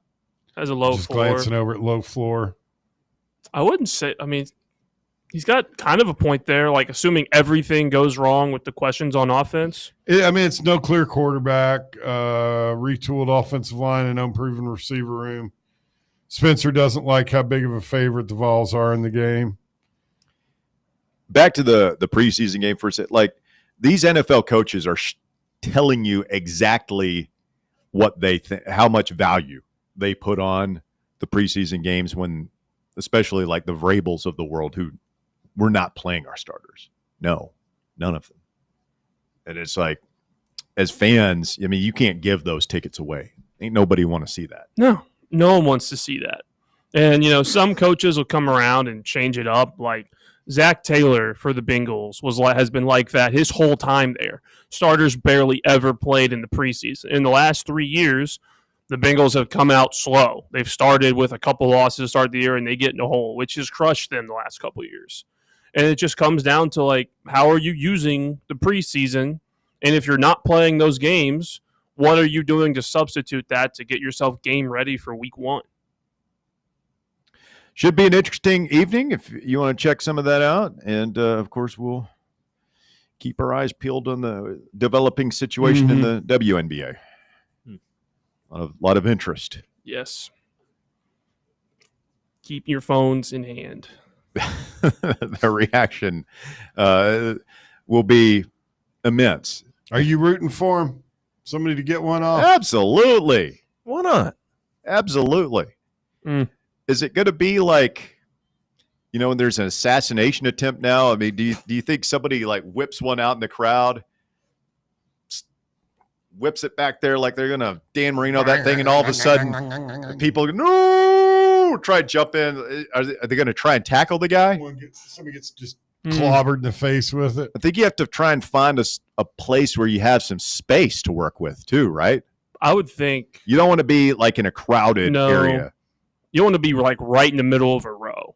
You want to be like on the steps, or even then, like if you're like one of the tunnels walking out. That's what. If I'm setting up the WNBA security, and I really want to prevent this or catch a perpetrator if they try it, catch a predator. I am really keeping an eye on the tunnels.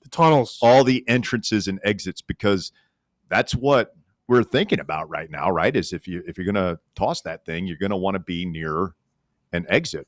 So chances are it's not going to come like from the middle of a section. No, it's going to come probably from the mouth of one of those.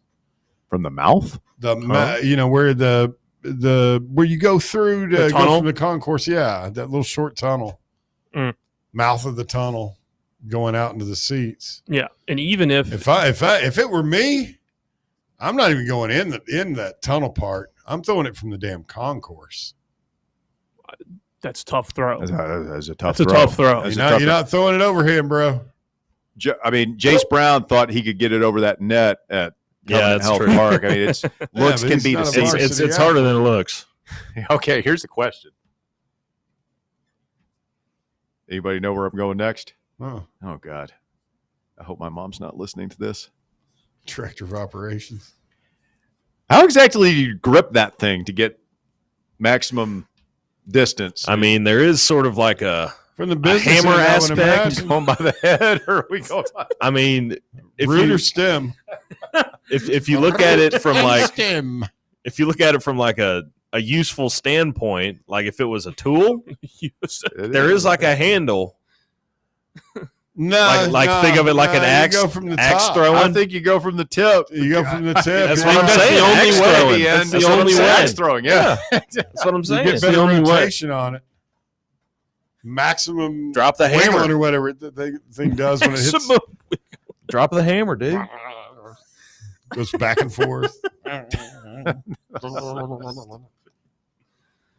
Oh man, the pearl clutching that goes on over this is what I'm here for. Oh God.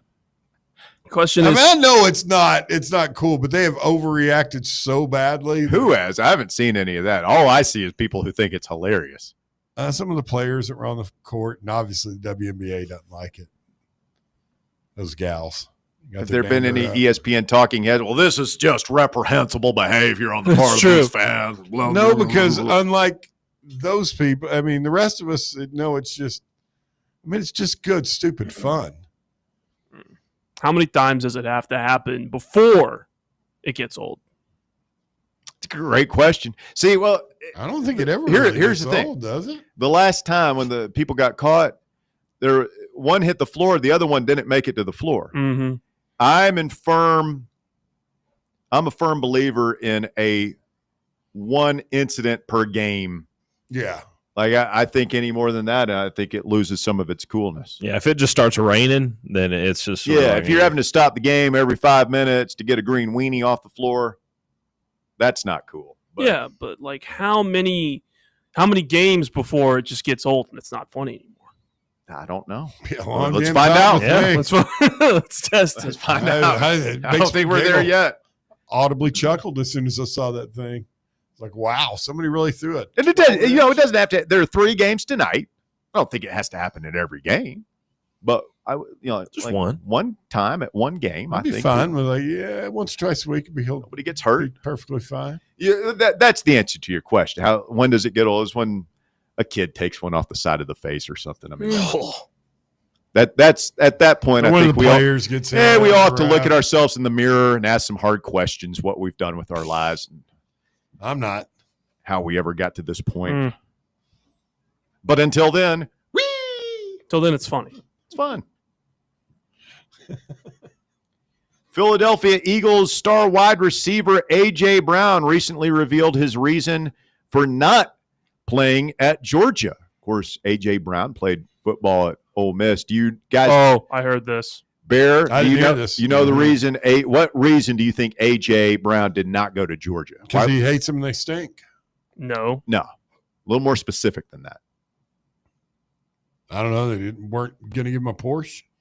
He didn't want to wear black socks. Oh, I did see that. Yeah, I just forgot it was A.J. Brown. Did not want to wear black socks. I'm sure the Adidas thing will be no problem. But that's what I'm saying. Is like, look, for the people who say, "Oh, kids don't care where they're going to, like, what they're going to wear," He and all that literally stuff. probably cost himself a national championship ring because he didn't want to wear black socks. But the best wide receivers in the NFL. Like, this stuff happens all the time. I'm sure it'll be okay though. They need the dude that reads books too. Yeah, reads books on the sideline. The hell's up with that? Just likes to Book read on reader. the sideline. You like reading books? It was some motivational John Gordon book, wasn't it? That guy, the author of that book, made a bunch of money off of that too. Yeah. It makes me think it was a little coordinated. You may have. What was that stupid book that Butch had everybody in town? Energy Bus. Energy Vampires. Energy Bus. I don't remember It was like this. You never heard of the Energy Bus? No, I don't remember. It's one of the biggest self-help books of recent memory. It was, You're talking about raking it in. John Gordon, that guy. It was complete and utter rubbish. Did you ever read it? All I knew was Butch had it, and that's he all you started did. talking So about you don't know vampires. you don't know if it was good rubbish. or not. You just know Butch Jones It was bad. trendy. You guys, all you new age Butch Jones the bad. millennial Butch boomers bad. into Butch it. Jones bad. I never read it either. I'd The same never- thing. I'm not going to say it was a bad book. I'd never If heard it helps of it. people. It helps people. It's fine. I would. You're strive- such an energy vampire, Bear. Go to hell, Russ. Stay with us. We got the slate headed your way next on many of these FanRun affiliates. Thank you, Jace. Thank you, Walker. Thank you, Bear. I am merely Russell Smith, and we'll do it again tomorrow right here on FanRun Radio.